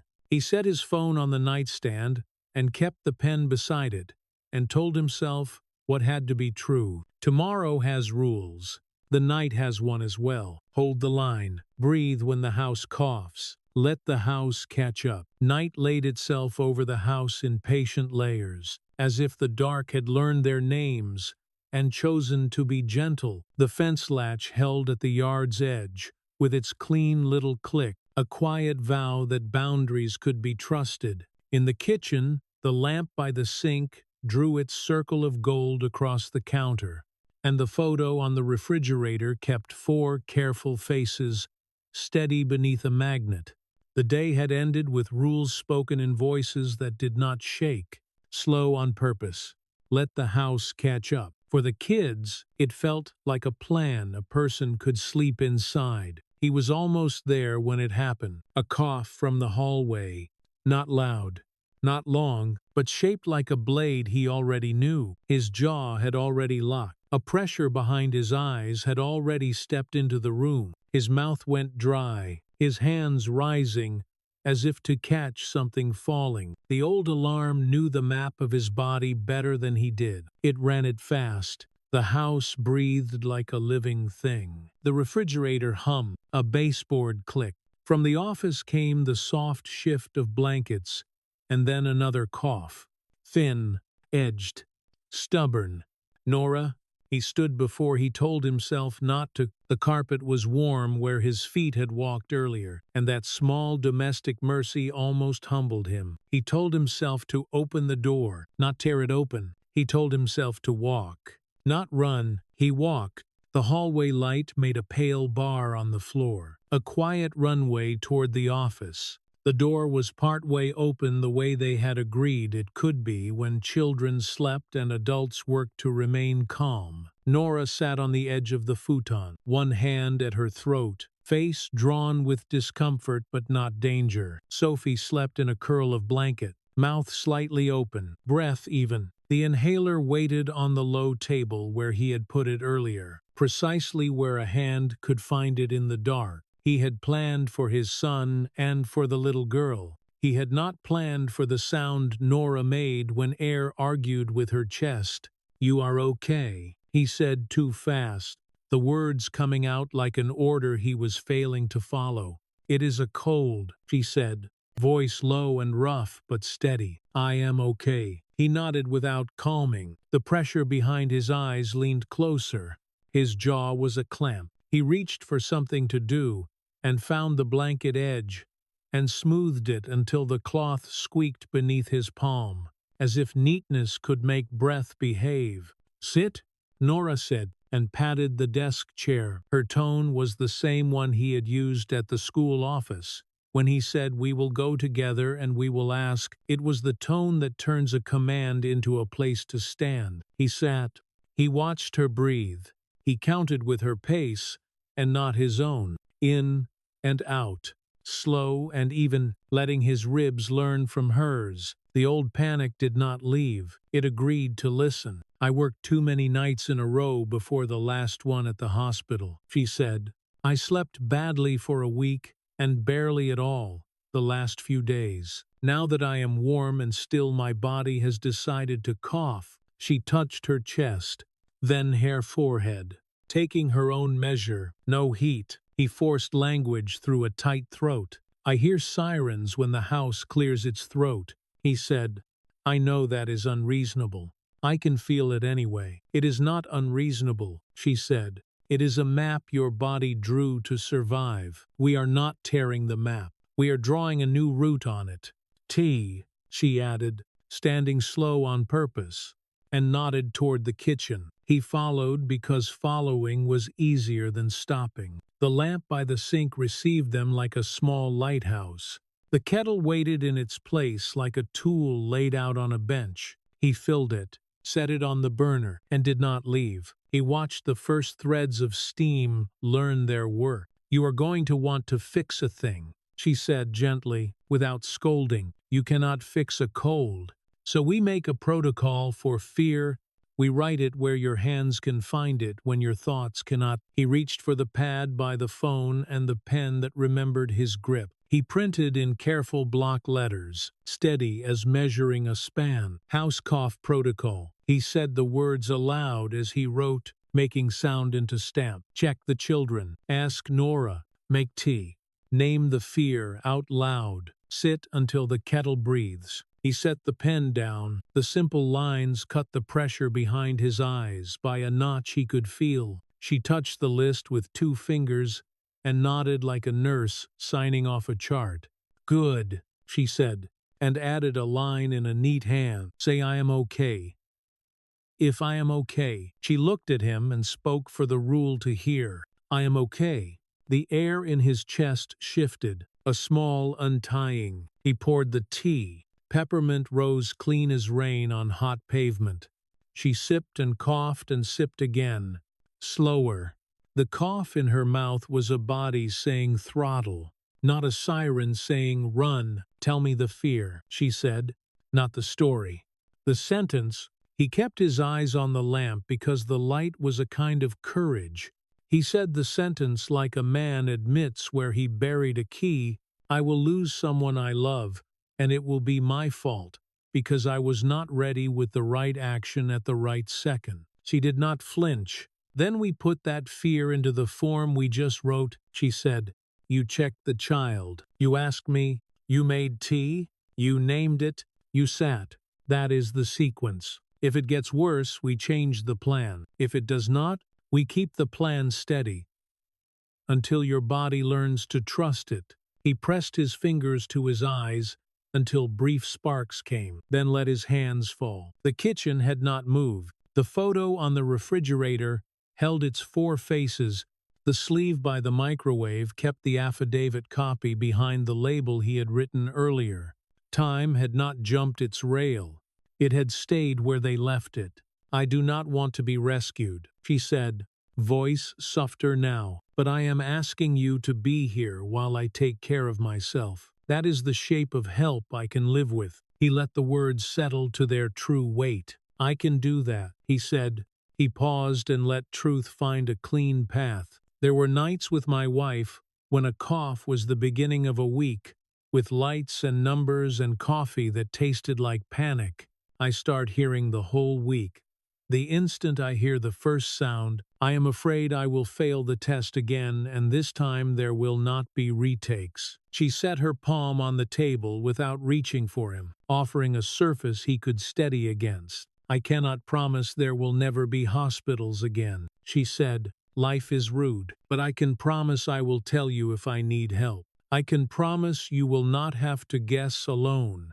I can promise that when you hear a cough, you will not be the only person in the house deciding what it means. The kettle found its voice. He lifted it before it screamed and poured again, repeating a good act to make a groove. Steam climbed, thinned, vanished. His shoulders let go by a small, measurable degree. From down the hall came another cough, softer, the kind a sleeping child makes. When turning, both of them listened the way parents do, bodies leaning toward sound without leaving chairs. No new sound followed. Sophie resettled. The house adjusted and lay quiet. Tomorrow will want me to be strong, Nora said, warming her hands on the mug. Work calls and forms and looking for what fits. Tonight I can be tired and still be safe. I need you to see that and not translate tired into danger. I need you to tell me when you cannot hold it, so I can sit you down and make you breathe the way you did for me when I stood in your doorway, soaked and shaking. That is how we carry this. He felt shame approach like a stray dog looking for scraps. He did not feed it. I will tell you when I am scared, he said. I will not disappear behind my face. If I start to sink, you can say the words that pull me back. Say them now, she said, so they have a voice I can use later. He lifted the page and read the lines he had written, each one with the plain weight he used for measurements and addresses. Then he printed another line beneath them, careful and clear. Tell Nora I am scared. She smiled. Small and sure, that is a stamp in sound, she said. It will carry. Soft feet slid along the hall and Eli appeared, hair leaning one way, eyes at half-mast. Is she okay? He asked. No preface. Just the one question that mattered. She is okay, Nora said, and her tone made the truth settle. It is a cold. We have a plan. Good, he said, and looked at the paper, looked at his father, and went back to bed with the clean trust of a child who believes that adults can bend nights into shape. They rinsed the mugs and set them upside down to dry. He turned off the lamp and let the hall light hold the edges of the room. At the office door she paused. He stopped at the far side of the invisible board between them and offered words instead of touch. Thank you for sitting with me while I learned it was a cold and not a siren. He said, thank you for telling the truth. Before the fear made you quiet, she said. For a breath, the almost rose, that small current of heat that travels skin without crossing it. He let it pass like weather. They had already decided that the house would set the pace. Good night, Liam, she said. I will cough again. I will also say, I am okay. Good night, Nora, he said. If you need me, call. If I start to sink, I will say it. She closed the door with the soft, precise click that had already joined the house's nightly sounds. The line of light drew itself under the frame. He stood in the hall and listened to his own breathing until it belonged to him again. He went to his room and lay down. He did not fall through time. He lay on top of it and let it carry him. Morning pressed a pale square against the curtains and woke him with the hush. That means a house has chosen kindness. The office door stood open. Nora in the red flannel moved in the kitchen with color back in her face. She coughed once, then smiled, then poured water. How are you? He asked, the question narrow and exact. Better, she said. Tired. Not hospital. She tapped the page on the counter with a fingertip. This helped. Her hands were steady. Eli drifted in and went for the tin with the buttons. Sophie followed with a yawn and a hand to her hair. They conferred in small voices about ears and stitches, and whether a rabbit without a tail might be lucky in its own way. The sound of their planning made the room feel held. We need a second rule, Nora said. One about money. I am going to want every extra shift until I fall over. You are going to want to carry too much alone. That road ends in the same ditch. We should put it on paper before the day starts shouting urgency. He nodded, surprised by how ready his yes was. After breakfast, he said, we write it down. We split what we can. We say no to what breaks us. We do not call help a debt. We call it a plan. She nodded back, and a knot in the air unhooked itself. The pan hissed. The bubbles held. Eli announced the flip with the authority of a foreman. Sophie clapped, and then laughed at her cough, and then laughed at the laugh. Nora looked at him, and he did not flinch. We carry together, he said, and the words set like a beam between rooms, with daylight under it, and strength for both. Morning gathered itself along the curtains and pushed a pale wash into the kitchen. The lamp by the sink kept its gentle circle as if to remind them that light can be a choice, remade each day by habit and hand. The fence latch answered Liam with its clean click, the small sound that told his body the boundary would hold. The photo on the refrigerator did its quiet work under the magnet, 4 faces less unsure than yesterday. He breathed once, slow, and felt the house meet him. Batter became circles on the pan. Bubbles rose and steadied. Eli shuffled in with hair that refused order and went straight for the tin that held the lucky eyes. Sophie came after, patting her shirt for the school tag she had worn, and then remembered she had tucked it in the folder. Nora followed in the red flannel, color back in her cheeks. A cough caught and named as only a cough with a palm raised, to keep panic from borrowing a chair. Her eyes said practical before her mouth did. "We should write the money rule," she said. "After we eat," he answered, and felt relief at a sentence that asked for a pen instead of patience. They ate. Pancakes took syrup like a promise. Eli announced the first flip with the calm authority of a foreman and grinned when the brown came up right. Sophie broke her cake into quarters and moved them until the shape made sense. "Mismatched is lucky," she told the room again, and there was no one present who would argue. After dishes, Liam cleared the table, the way men clear ground for a footing. He set down the pad from the night of the protocol, and a fresh pen. Nora brought the neat file of bills and placed it between them like a third witness. The kettle breathed behind them, not yet ready to sing. They faced the paper together. "Rule 2, Nora said, "money." He wrote the words across the top in steady block letters. Forming each line slowed his shoulders. She read them aloud, so the room could hear. "We split what we can. We say no to what breaks us. We do not call help a debt. We call it a plan." He echoed the sentences onto the page, drawing a small box beside each to be checked when the lines had earned it. She leaned in and added a sentence in a neat hand that looked like a chart. "We measure in weeks, not shame. We put dates on things." They told the truth without performance. Rent due on the 1st of the month. Utilities scattered along the middle. Groceries, gas, school supplies. An envelope marked unexpected because surprises arrive whether you plan or not. Liam brought out pay stubs from the manila pocket he never lost and laid them flat. Nora placed a printout of the clinic rates for per diem work from the year before and underlined what might be possible. Numbers could not decide kindness, but they could build a room where kindness would fit. "I want every extra shift they will offer," Nora said. "It is how I am built. I want to carry too much alone," he said. "It is how I survived." "We are both wrong and not wrong," she said. "We write a cap and we obey it." He nodded. 3 extra shifts each month until you are settled. If a 4th appears, we ask on paper, and answer on paper, and figure childcare on paper. And if the numbers call it foolish, the paper wins. She did not bristle at the formality. It steadied her as weight steadies a blanket. "I will send applications on my lunch break and take interviews that do not ask me to break what we built. If they ask for overnights, I say not yet, and I do not apologize."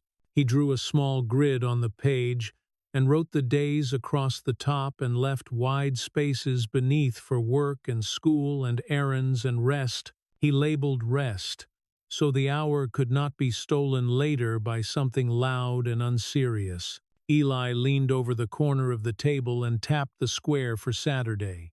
"Rabbit," he decreed. Sophie nodded like a forewoman. "Tail, yes." She added, "Liam wrote rabbit under Saturday afternoon." Seeing the word settled something private in him. A life was not only a ledger, a life needed felt and thread and time. He turned to the cabinet and drew out extra folders. surprised again to own extras of anything. He labeled them with the same steady hand. Paid. Pending. Work. Receipts. He slid each into a clear sleeve, then made a narrow index for the microwave cabinet and wrote the order so tired hands could find what thinking minds might misplace. Chain of custody for dollars, he said, and the room smiled without letting the seriousness slip. Nora laughed once. Clean and real. She set his stubs into paid with a date and wrote her current balance on a card for work. The number was plain and did not bend her posture. We are not our balances, she said. We are our plans. We are our plans, he answered, and the echo felt like a plank laid across two beams. He opened the calendar on his phone and added the school's early release days and invited Nora to each note so both phones would ring when needed. He typed the money rule as a line in the same calendar and then took a photograph of the handwritten page because prevention loves redundancy. The small printer on the shelf caught the image and gave it back to them hot. He set the paper on the table and signed the bottom right corner. Because signatures make agreements behave, Nora signed beside him. For a moment, the ink still shone. We just notarized ourselves, she said. No stamp, he said, then pulled open the drawer where Eli's homework rewards lived and found the old library stamp with its square face. He inked it, centered it in the white space between their names, and brought it down. The sound was not official, but it was honest. The mark said, received and recorded the day in faded red. It would do. The thud traveled through his chest like a small gear seating itself. Simple magique, he thought, the kind people make with hands. He slid the page into a sleeve and wrote house rules across the tab. The small archive by the microwave now held school and rules beside work and receipts. The sight gave him the same satisfaction a plumb line gives when it hangs dead center. He tapped the plastic once with a knuckle for memory. Not luck. He left for the site later than usual and did not apologize. Crews trust men who return on time all the other days. Work took his body, tees cinched clean, rebar chairs sat true. He watched the slump like you watch a mood, not to control but to correct. At noon he sat in the truck and sent Nora a line. The grid looks good. Rabbit has a slot. He did not ask if she was all right. She would tell him if she was not. That was the rule now. At home, Nora treated applications like a shift. She answered plainly about 6 years on a surgical floor, and the kind of calm learned under bad lights. She attached licenses and references and did not apologize for the gap. She stood and drank water and swept the hallway because sweeping returns a person to the present better than any app. A call arrived. An outpatient clinic wanted mornings and a pair of late afternoon. Could you come in for an interview? She felt the old reflex to say any time, and heard the new rules say be precise. Wednesday morning at 10 or Friday afternoon, she said. The voice on the line chose Wednesday and promised an email with a list of what to bring. She wrote interview Wednesday 10 at the top of a clean sheet, and the list beneath it, license, immunization, references, add, be yourself, underline once. She sent Liam a message with the one sentence that needed no decoration. Interview Wednesday 10. His reply came back with 3 words that could carry a house. I am proud. When Liam returned, dust on his sleeves, and the good looseness of earned work in his shoulders, he washed his hand, checked the latch without naming it checking, and listened while Nora repeated the details. They stood at the whiteboard on the refrigerator and wrote Interview Wednesday 10 in clear letters, then drew a square beside it that wanted a check mark. He added, babysitter plan below it. Nora walked next door and returned with permission written in neighbor talk. Mrs. Alvarez said later and meant it. Liam pulled the envelopes from the drawer and laid them across the counter. Rent, utilities, food, gas, unexpected. He wrote the current month in words on each top right corner. He counted what had been paid and slipped receipt copies into the right sleeves. He placed cash where it made sense and left a small stack under a saucer. For the rabbit, he said, because thread and felt and time do not cost nothing. Sophie leaned close to the saucer with reverence. Eli touched the edge of the envelope for unexpected with a small nod, as if greeting a known unpredictability. Nora watched the table transform into a map and let herself nod too. I do not feel like I am being rescued, she said. I feel like I am joining something that worked. You are, he said, and surprised himself with the ease of the next admission. And you are adding parts I did not know I was missing. He set the kettle on because ceremony keeps plans from drying out. Peppermint rose. They sat and drank and ran the list one more time. Night shifts. If they arrive, the cap holds. Depth talk. If it tries to dress as virtue, they name it by its true name and show it the door. Sick days. The clinic would have them, the site would not. They wrote that down too. The words were not dramatic. They were the opposite. They made room. The front door opened and released the bright spill of afternoon school. Eli came in with a library book, Triumph, and a report about a water fountain button that behaved if you were patient. Sophie set a small thing on the table with ceremony. 2 threads knotted through a scrap of felt. We started ears, she said, and the authority in her small voice made the whole endeavor feel already half real. Liam lifted his cup. Nora lifted hers. The children took their water. The room felt organized without being stiff, like a toolbox freshly cleaned that still smelled of use. He realized he had not thought about hospitals for an hour. Relief sat down beside him, as if it had always belonged to this chair. We should tell the kids the rule, Nora said. She did not hide the grown world behind a curtain. She invited them to the table. Money rule. She told them, we split what we can. We say no to what breaks us. We do not call help a debt. We call it a plan. It means sometimes we wait for a want because we are paying for a need. It also means we are doing this together. Eli tapped the envelope, marked unexpected. That one is for surprises, he said. Good surprises and not good ones. Liam said, either way they arrive, we meet them at the door. Sophie pointed at the saucer. For the rabbit, she said.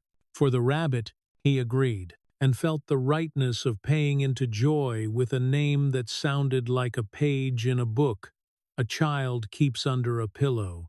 Evening eased back in. Grilled cheese hissed and browned, and the children announced the crisp like a weather report. After dishes, they stitched a practice seam on an old shirt. Eli guided. Not too tight, he said. Fabric needs to remember it was meant to move. Nora's phone chimed with the email the clinic had promised. She printed it, slid it into the work folder, and Liam wrote the time on the margin because time matters. They looked at the page together, shoulder to shoulder, not touching, and let the paper say what language would make clumsy. Later, when tea returned to close the day, the way it had opened it, Liam stood at the microwave cabinet and counted the sleeves. School, house rules, work, receipts. The row looked like a spine. He touched the plastic once for memory. The house felt as if it had caught up another inch. Nora paused at the hallway and turned back. We carry together, she said. We carry together, he answered. The words were not a wish now. They were a vow, signed and stamped. A beam set across a span. Load shared. Structures sound. At the refrigerator, he lifted the marker, and under interview Wednesday 10, he wrote 2 words in his neat hand. The kind of confirmation that makes a promise lean forward. I am proud. Then he capped the pen and let the lamp by the sink keep its small watch, while the line under the office door drew itself along the floorboards and held like a thin bar of gold that did not promise beyond the hour and did not need to. The day opened like a clean page. Skirinsed, air bright with cut grass and the wet cedar fence. Liam checked the latch by habit, and the click came back clean. Boundaries would hold. In the kitchen, the lamp by the sink could rest. Sunlight took the watch. The photo under the magnet kept its quiet post. 4 faces, less unsure. He strung paper flags from porch to maple, feeling the tug, and give as if he were tying the hour to the yard. Eli hauled pool noodles into a gate. Sophie advanced with cardboard and the authority of an architect. Mrs. Alvarez arrived with a cake under a towel and a sack of clothespins, because yards always need clothespins. Nora moved through the house with a light in her shoulders he had not seen in years. A cough came once or twice, and she raised a hand to label it. Not danger, just breath. The protocol page sat under a magnet like a small talisman he could glance at and believe. "Can I hang the flags?" she asked. "You can," he said, passing the clips. Their fingers brushed. Not an accident, not a rush. The not touching was a choice they were allowed to change, because rules had done their first work. Music from a speaker found the tone of late summer. Children arrived with crayons and loud certainty that adults could tape streamers straight. The grill woke and sent up the smell of salt and sweet. Leaves let go like patient confetti. On the table the rabbit lay ready, soft body finished, ears set yesterday. 2 buttons on a saucer, waiting for eyes. Mismatched is lucky, Sophie announced to anyone who looked too careful, and the yard decided to believe her. Liam checked the whiteboard without meaning to. Interview Wednesday at 10. Waited in clear letters beside a small empty square. Below it 2 words sat where he had left them. I am proud. He tapped the cap of the marker once and let it be. Today belonged to the backyard, and a child's crown and a rabbit, who would learn to see. He felt the small box in his pocket, like a clock he alone could hear. He had bought the ring with cash, bills counted slow and straight, because he did not want a receipt to tell the secret to anyone but them. The jeweler had wrapped it in tissue and put it in a hinged box, and then into a plain envelope. Liam had written a date on the envelope in his careful hand, and filed it where other proofs lived. Chain of custody for certain days, he had thought, and the phrase had steadied him. Now the box sat in his pocket because pockets are how you move evidence from preparation to reveal. Nora crossed the yard with paper cups. You are somewhere, she said. I am here, he said. Counting. Count out loud, she teased, and offered him the warmer way through. Plates, he said. Candles. Children. He stopped there. Some numbers were for the mouth, one was for the heart. The cake came out, white frosting and blue flowers. He carried a lighter because a father brings fire to a party whether he drinks or not. He lit the candles in a quick circle. Wax softened, flame steadied. Children sang and then sang again because songs taste better twice. Sophie closed her eyes and made a wish with her whole face, then opened them and blew like a person who intends to make weather. Wick and sugar made a soft smoke you could almost eat. He took a photo, and the corner stamp caught the time. He sent it to Nora and to the teacher, because proof builds across rooms and days. Received. Ms. Hall wrote back and promised a cheer tomorrow. It landed like a second candle. Sophie held up the saucer with its 2 buttons. Eli threaded needle and showed her where to enter and where to pull through. Mismatched is lucky, Sophie said, and set one eye left of center and one eye right. The rabbit began to look like someone who could listen. The weight in his pocket steadied rather than pressed. The moment did not arrive with trumpets. It came like a boat touching the dock. He watched Nora laugh at a too big joke and saw the laugh settle in him like a root that chooses its ground. He looked at Eli, at Sophie, at the fence that clicked, at the rabbit with its waiting face. He rubbed his thumb along the corner of the box. Yes rose like breath. He did not ask for silence. He stepped into the yard's middle and waited. People know when air shifts. Heads turned. Nora turned last and found him. They had no speech. This was not a room with microphones. This was a yard with flags. Short words would carry, "We are a good team," he said. "Nobody beats us," Sophie shouted, and the yard laughed because children say the truest version. He let the laugh be his step forward. He placed his eyes on Nora. Hands stayed where rules could see them. The change lived in the words, "I thought I was helping a stranger," he said. "I was helping myself. You made this house breathe again. You made my son laugh out loud." Her mouth opened and closed, and she let his sentences stand. She waited for the question. He slid his hand into his pocket and found the hinge with his thumb. He took the box out, like a man reveals evidence in a gentle trial. No flourish. He knelt because some vows are better made from the ground. He knelt because equality begins at eye level, and because she has lived from the floor up and deserved to see him choose the same ground. The box opened without a sound. The ring sat inside like a small daylight star. "What if we make it official?" he said. "What if we become a family? Nora Bennett, will you marry me?" The yard held its breath. Even the leaves listened. Eli froze like a post, eyes wide. Sophie made a circle with her mouth. Mrs. Alvarez pressed a hand to her heart and muttered something about water being right on some days. Nora set a hand to her mouth and then lowered it. Tears gathered and did not fall yet. She stepped forward because distance never closes by accident. She looked at him first. She let him see the fear, the relief, the humor, the stubbornness, the hope. She looked at the ring second and smiled, like a person finding a small thing they thought was lost in a room they love. "Yes," she said. "Yes." The yard remembered sound.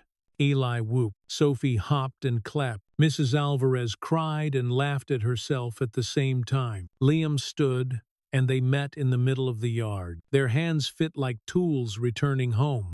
The kiss was careful and sure. It tasted like sugar and peppermint, and something earned. He slid the ring onto her finger. It needed a breath to settle. Then it settled. He held the box a second longer, honoring the first shape of yes before filing it in memory. The chain of custody had moved to her hand.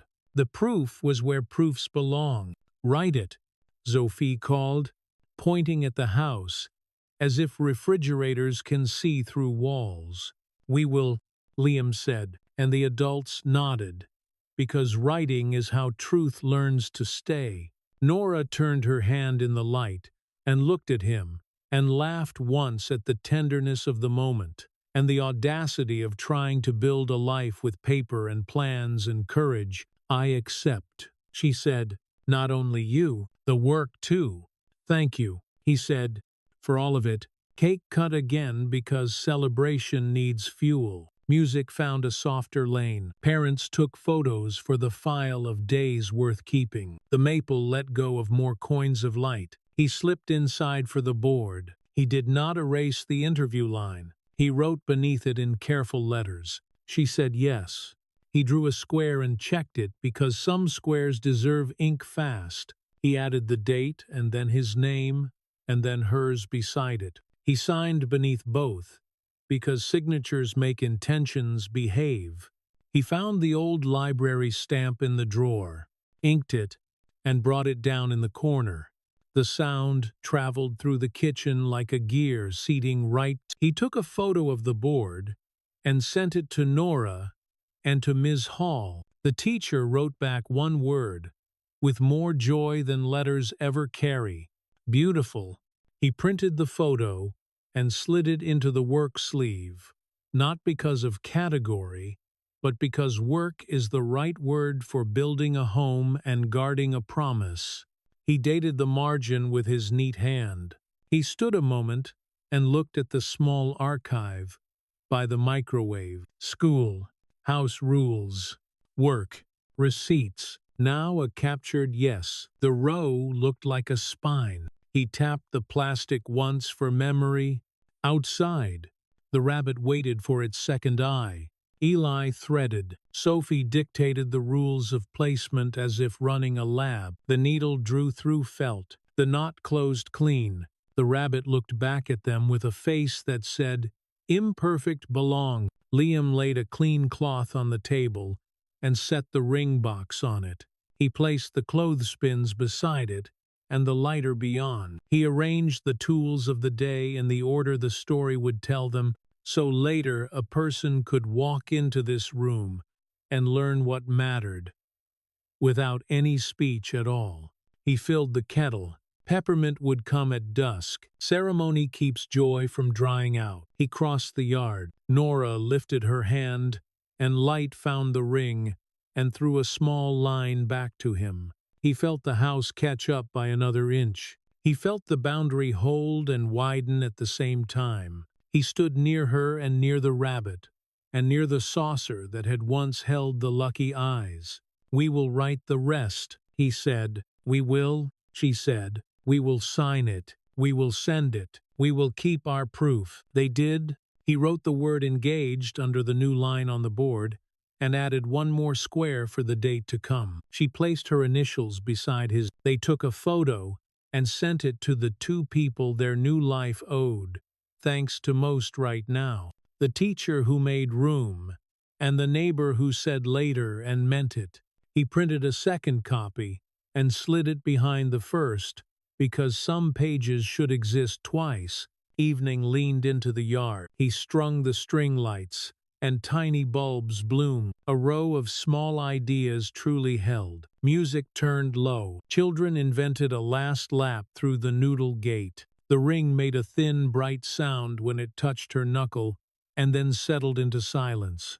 He heard his own heart and did not run from it. He let it fill the frame like a kind of weather that finally meant home. Autumn arrived, honest and unhurried. The air carried cedar and a faint sweetness from fallen leaves. The maple out back let go of slow coins of gold. Liam tested the fence latch, and the click came back steady, a small proof that the boundary still held. Inside, the lamp by the sink drew its patient circle of light, though daylight was enough. Habit and watchfulness worked together. The photo under the magnet kept 4 faces at attention, less unsure than before.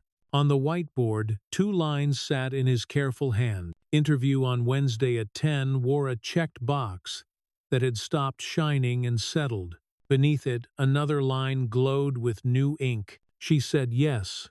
Under that he had written one more word in smaller letters: wedding. Evidence did not shout. It stood where you could find it. They chose the yard because vows belonged to ground. Chairs went out in even rows, an aisle no wider than a path between grass. Eli carried them 2 at a time, setting each front foot with a builder's precision. Sophie followed with ribbon and a face that meant authority. Mrs. Alvarez arrived in a fall coat and a hat with a small tilt and declared herself chief of logistics. Nora moved through the work with a light that no longer surprised him. When a cough came, she raised a hand to name it. Not danger, just breath. The protocol page rested under its magnet and did not need to be read aloud. On the table by the back door he laid out what would make the day behave. A folder labeled in his block hand, marriage.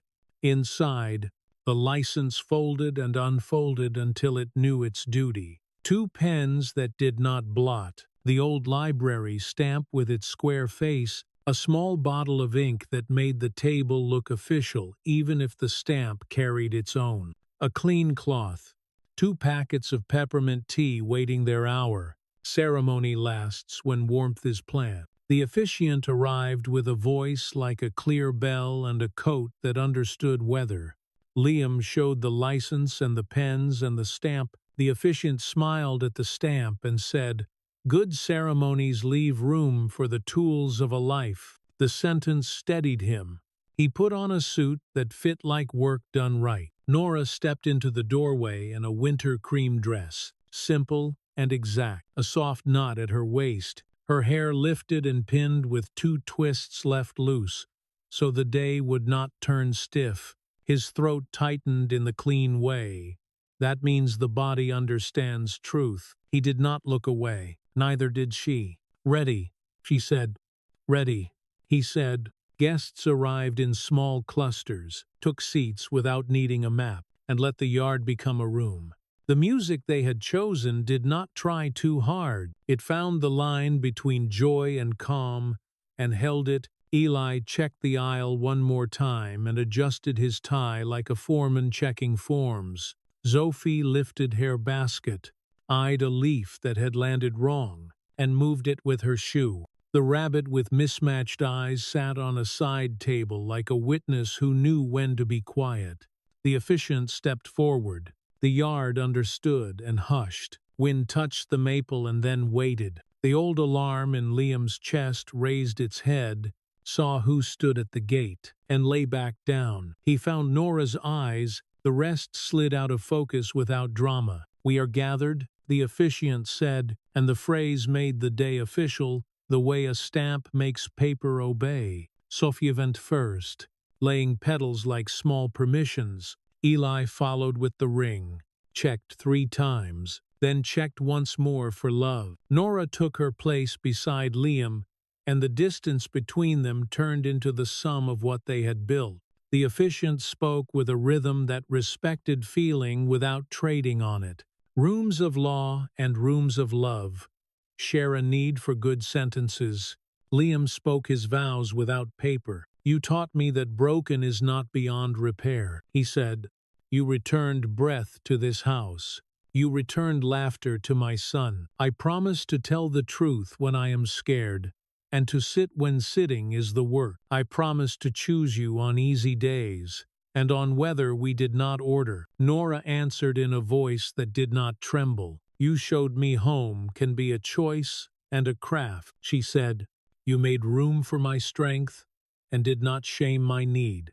I promise to call a plan, and not a debt. I promise to carry with you and to rest with you and to keep proof and keep faith and keep my hand open." Each word found its level like bricks, set on a true line. Eli placed the ring in Liam's palm. The metal looked like a sentence ending in a quiet, full stop. He slid it onto her finger. It needed a breath to settle. Then it settled. "I now pronounce," the officiant said, and placed their names beside one another in the law's exact order. Silence broke into cheers and clapping, the sincere kind that rises from relief as much as joy.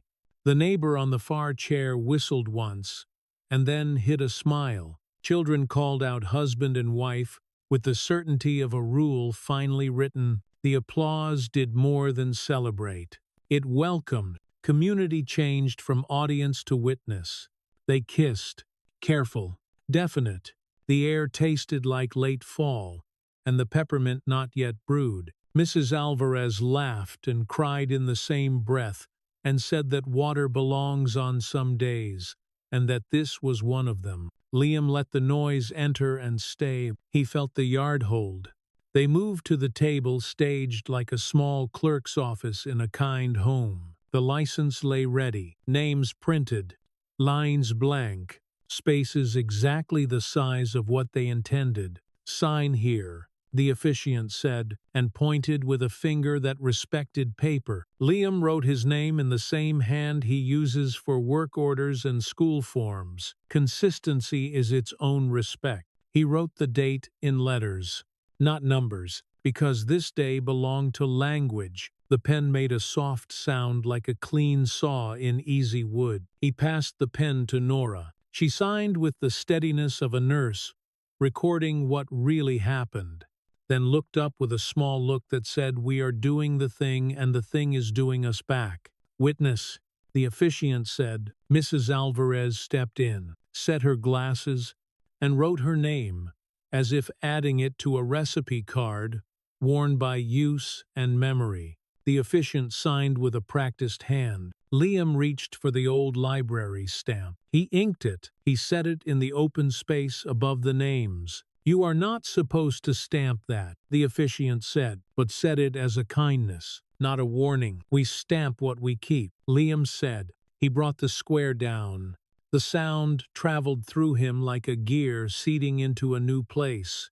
The red mark bloomed clear. The date shone and then soaked in. The paper looked more itself for having been claimed. Nora nodded once. "Chain of custody," she said, and the joke carried its right gravity.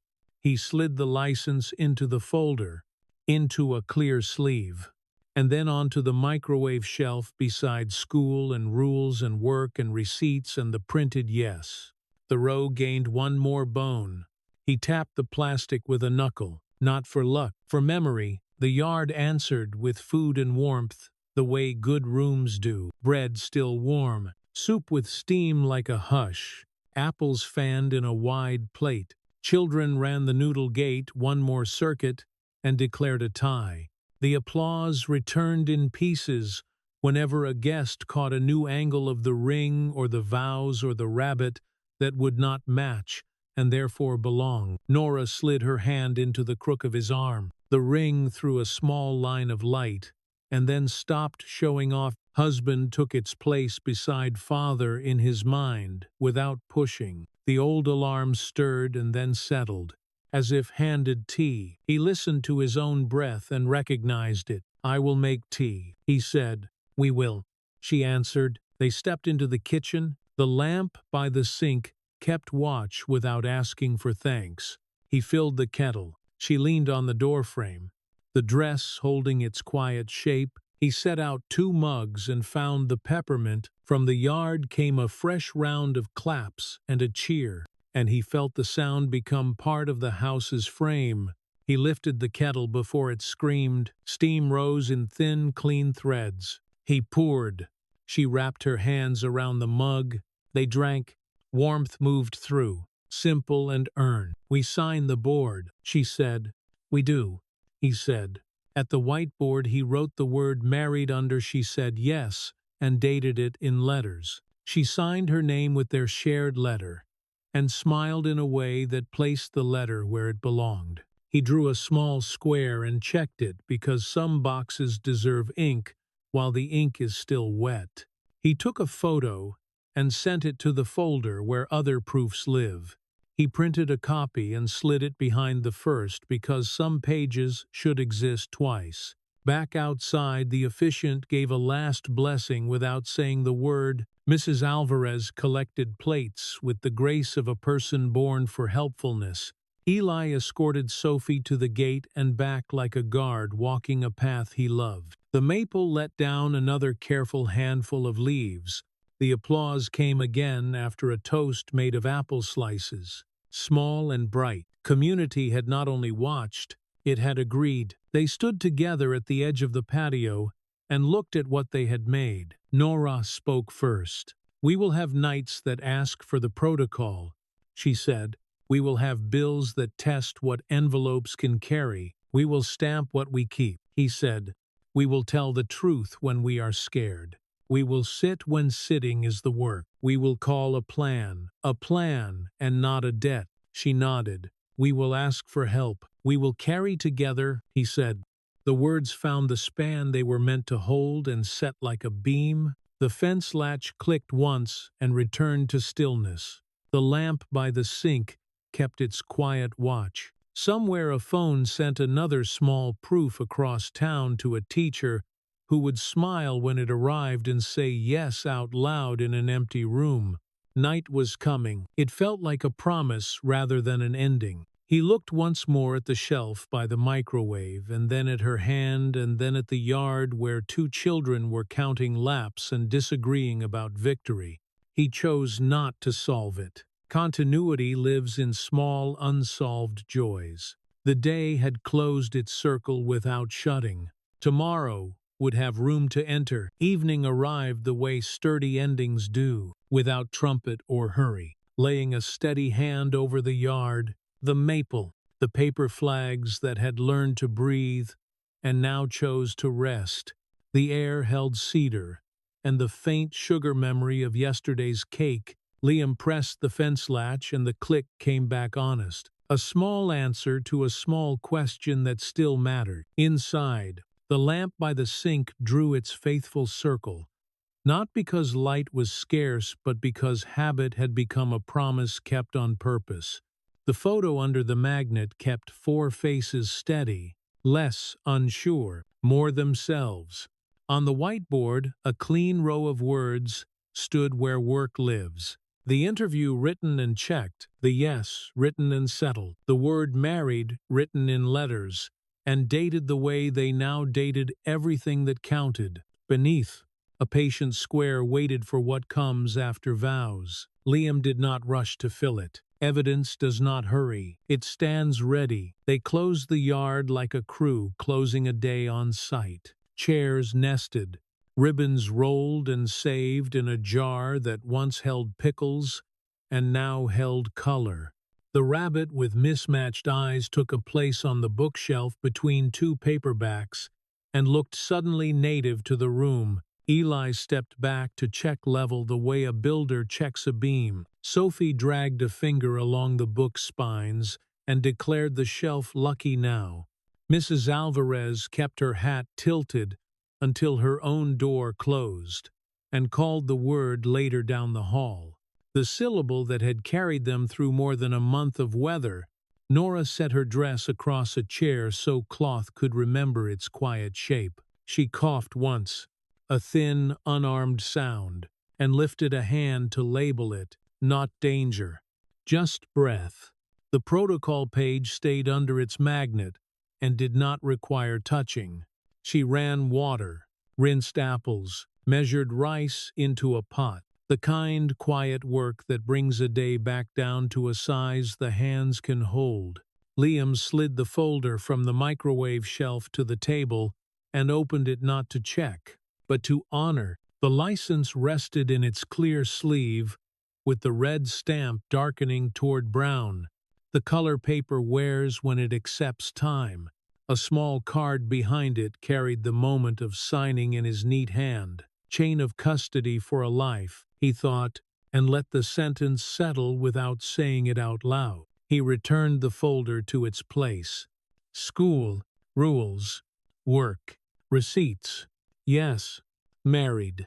The row looked like a spine that now held one more bone. He tapped the plastic with a knuckle, not for luck, for memory. Unopened mail sat by the fruit bowl. He sorted without haste. A clinic envelope with Nora's name, a note from the school printed warm from a copier, a bill that hoped to surprise, and instead slid under the envelope, marked unexpected like a glove into its match. He passed Nora the clinic letter. She broke the seal with a nurse's thumb and read, mouth tightening toward the kind of smile that does not ask for attention. They offered mornings, she said, 2 late afternoons, no overnights, orientation midweek at mid-morning, training set to follow, coverage in 90 days, trades allowed if balanced. Posted schedule on Fridays. He stood at the board and felt the empty square request a job. He wrote orientation in letters and drew a small box beside it. He did not add a star. The ordinary shape was praise enough. He lifted his phone, took a picture, and sent it to the folder where proofs live twice. They called the children softly, and they came with the fresh gravity of kids who want the real thing. Liam set the letter on the table and gave the lines back in the same plain order. Nora beside him, adding what mattered about breath and rest and walking to school together. We keep Rabbit Day where we said we would, she added, and Sophie's shoulders let go what they had been holding. Eli nodded like a man signing off on a plan he helped shape. They were learning to be bilingual in adult and child. Liam put the kettle on because big hours end best with small heat. Peppermint rose, the kitchen filled with the smell this house had chosen as its sign for safe. The lamp held its circle on the counter. 4 mugs waited. Water hissed. He lifted the kettle before it screamed. Ceremony keeps joy from drying out.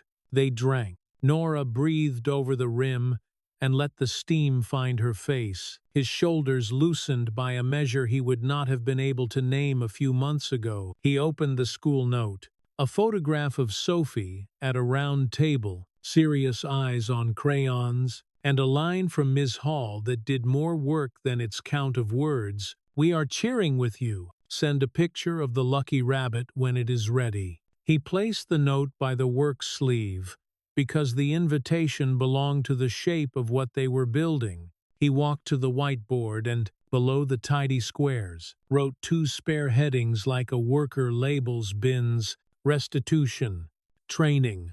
Under restitution, he wrote "thank you" letters, and made 2 bullet marks with his pen tip, and added neighbor and teacher in small, steady script.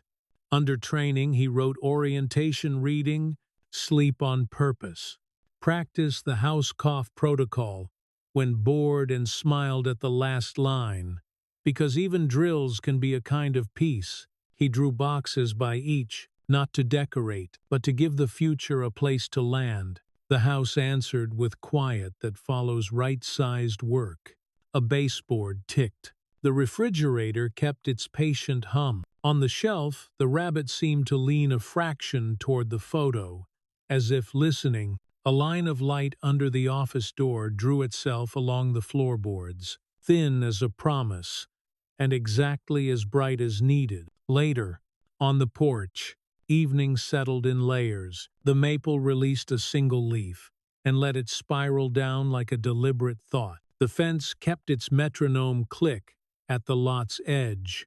An older edge inside him made itself known, the one drawn across nights of monitors and white light, and numbers that pretended to be fate. It was still there. It would remain. But now it felt like a boundary he could visit and leave. New routes had been penciled over the old map. "I do not want to break what we built to get here," he said, saying it aloud, so the thought could not sneak around in the dark. "We will not," she answered. "We will write it, sign it, stamp it. We will rest when rest is the work. When fear tries to borrow our names, we will ask it to sign out." He smiled at the turn, at the way her language had braided with his until the rope had 2 strengths. The ring lifted a small line of light when she tucked hair behind an ear. That line landed on the whiteboard through the window and stayed. The door opened, and 2 small figures padded onto the porch in socks. Eli carried the old stamp with the care of someone holding a relic. Sophie cradled the button tin like a bowl of something important. Eli presented the stamp without speech. Sophie said, "This is for when we keep things." He turned the square in his hand, the rubber stained with a red that would never fully wash away. "We keep things," he said. "We keep a lot."